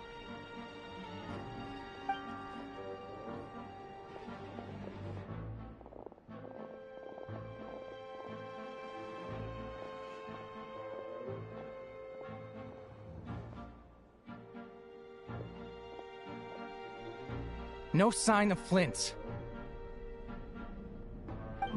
But how can that be? Hasn't he always stayed here? Done searching, are we? Guess it's time to uphold your end of the bargain, huh?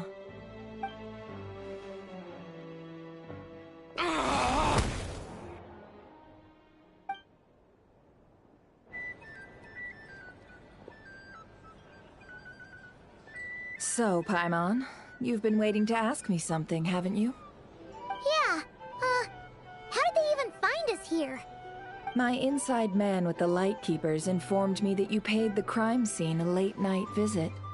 I surmise that you must have rendezvoused with Flint's and obtained some new information. Then, early this morning, a group of people gathered at the town gates, news spreading amongst them that the Wild Hunt could disguise itself by taking on familiar faces. Everyone started throwing out the names of possible suspects. No one, seemingly, was exempt. And amidst it all, Flint's name started gaining more and more traction. I'm sure his solitary lifestyle may have played a part, but I wouldn't discount Rerir throwing fuel on the fire in secret. So, did Flint's make his escape after hearing about this? And that's where I, Yehoda, the quick-witted, fleet-footed backbone of the Curatorium, got my chance to shine. While everyone was super focused on the argument in the main hall, I, alone, noticed an opening. I got her to climb up to a window to help Flint's out, only for her to return with nothing but a lantern. Aw, come on, pause. I was just getting started. We initially intended to bring Flint's back to the Curatorium and wait those people out, but I never expected this to be all that was left. I imagine, though, that he wouldn't have left something that was so seemingly important to him behind. Might he intend to come back and get it later? Maybe. I'm not sure. Well, he's out of harm's way now, so that's not super important, right? Oh? What Paimon means to say is, we got lots of new intel to share. All right then. Yehoda, contact the others. We're going to need all hands on deck. Let's have this discussion over at my place.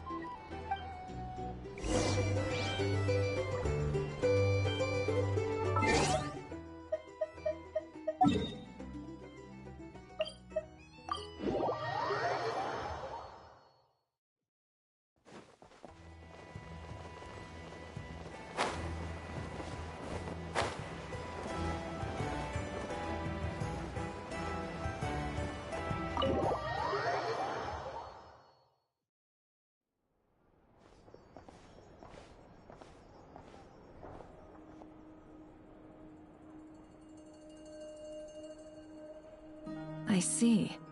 So Flint's has a fragment taken from within a Wild Hunt anomaly. Is he gonna be okay now that he's on his own again? Earlier, he said that the fragment had gone still, so it's probably of no use to Rerir now. In that case, Rerir shouldn't have any reason to keep pursuing him, right? So, was all that ruckus back at the flagship just an act of spite? Or what? If I were him, I would have simply turned my attention to collecting other fragments. A reasonable course of action. Remember what we heard back at the tavern? The actual number of Wild Hunt anomalies destroyed has been greater than Lightkeeper records would indicate. Some of these must have been Rarir's doing. He must have been seeking more fragments. This much is pretty easy to understand, but why would he pretend to be Soci and put so much effort into getting the cannon up and running again? Maybe 'cause that'd be more efficient than having to clear anomalies himself? Yeah, I'm confident that the ammo we're packing has the oomph to do that. But I am a mechanic after all. For me, test data and their conclusions speak loudest. Oh, why don't we find a few of those fragments ourselves and use Kuvaki to carry out a little experiment? Our lab could certainly accommodate such a test. In other words, we gotta destroy a couple of anomalies and collect fragments from them, right? Lightkeeper operations have just about ceased following the Sergeant Major's passing. Meanwhile, the Wild Hunt continues to grow in scale by the day. I fear only we can keep the situation under control now. Then we best act fast. Paimon's got a bad feeling about this. A feeling we all share, I'm afraid.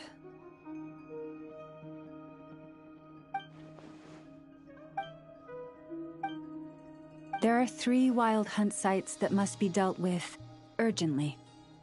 But I believe we have the capacity to handle it. Works for me.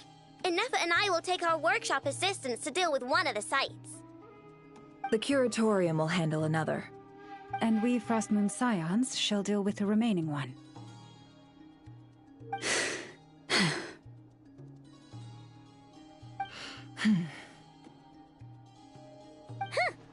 Paimon didn't think she'd ever get to see everyone here carrying out a plan together like this.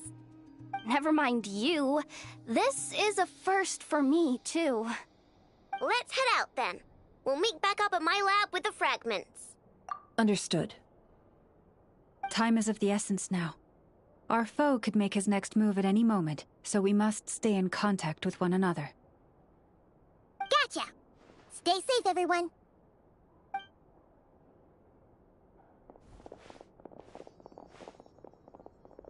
Huh. Anyone seen the lantern? Has Flint's dropped by already? Well, considering what you said earlier, you know where we're going next, right?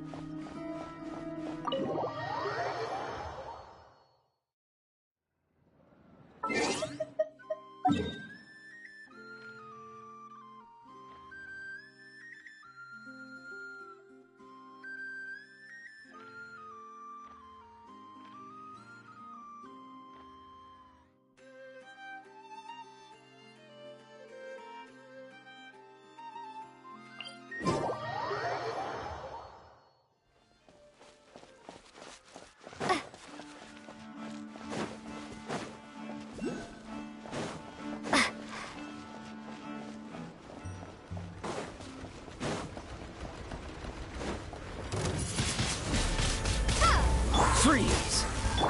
Shower me with praise!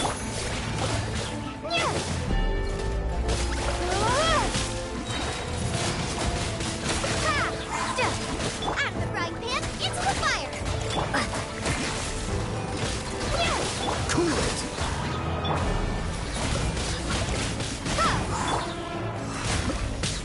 Let's call a ceasefire! How brilliant! Nice and spicy!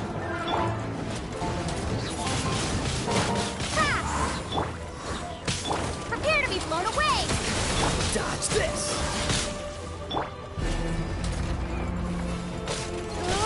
This map will be frozen in time. Windblade!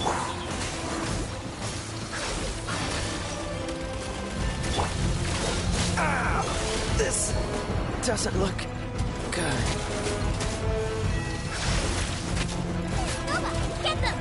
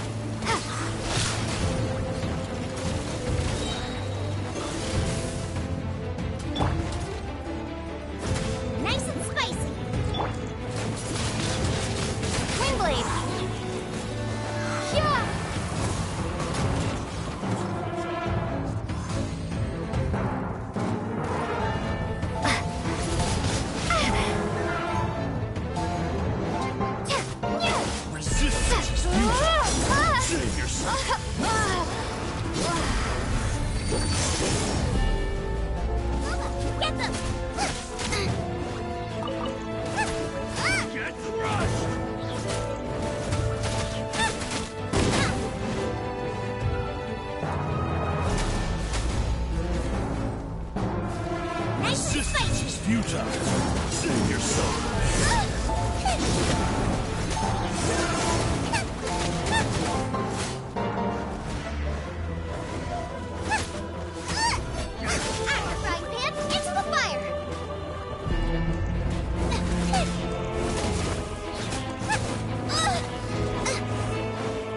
Resistance is futile.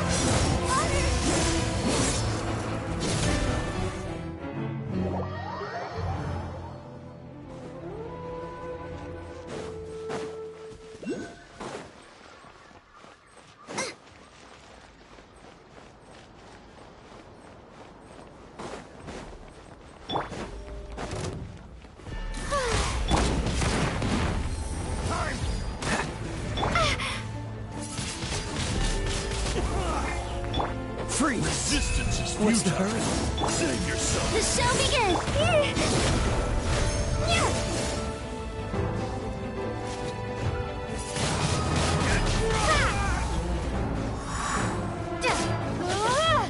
Mission! Boba, get them! Cool it!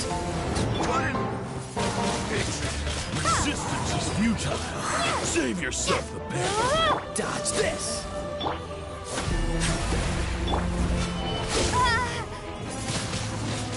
Windblade! Nice and spicy! Resistance is futile. Save yourself the pain. How fortunate. What's the hurry?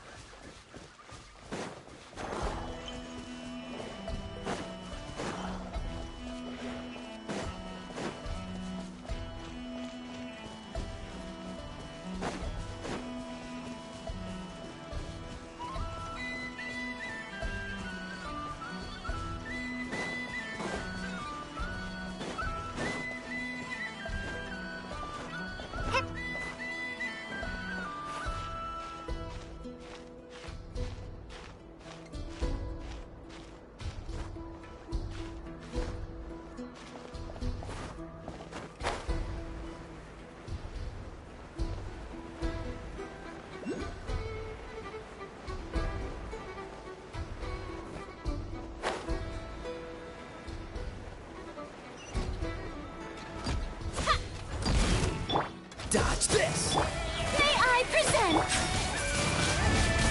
Whoa! At the frying pan, into the fire!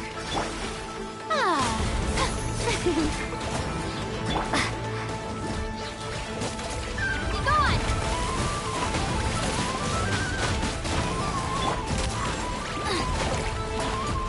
Freeze!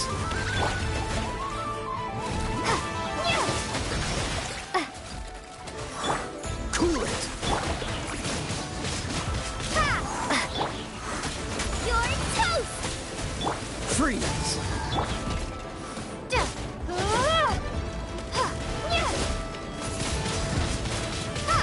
Dodge this! Boba, get them!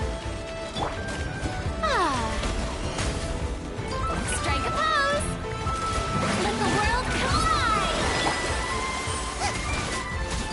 Freeze!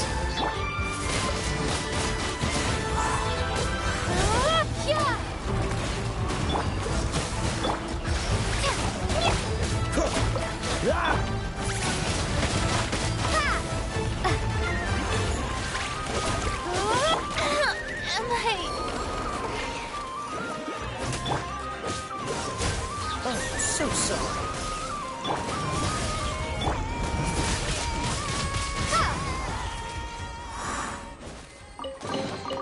I'll keep this close.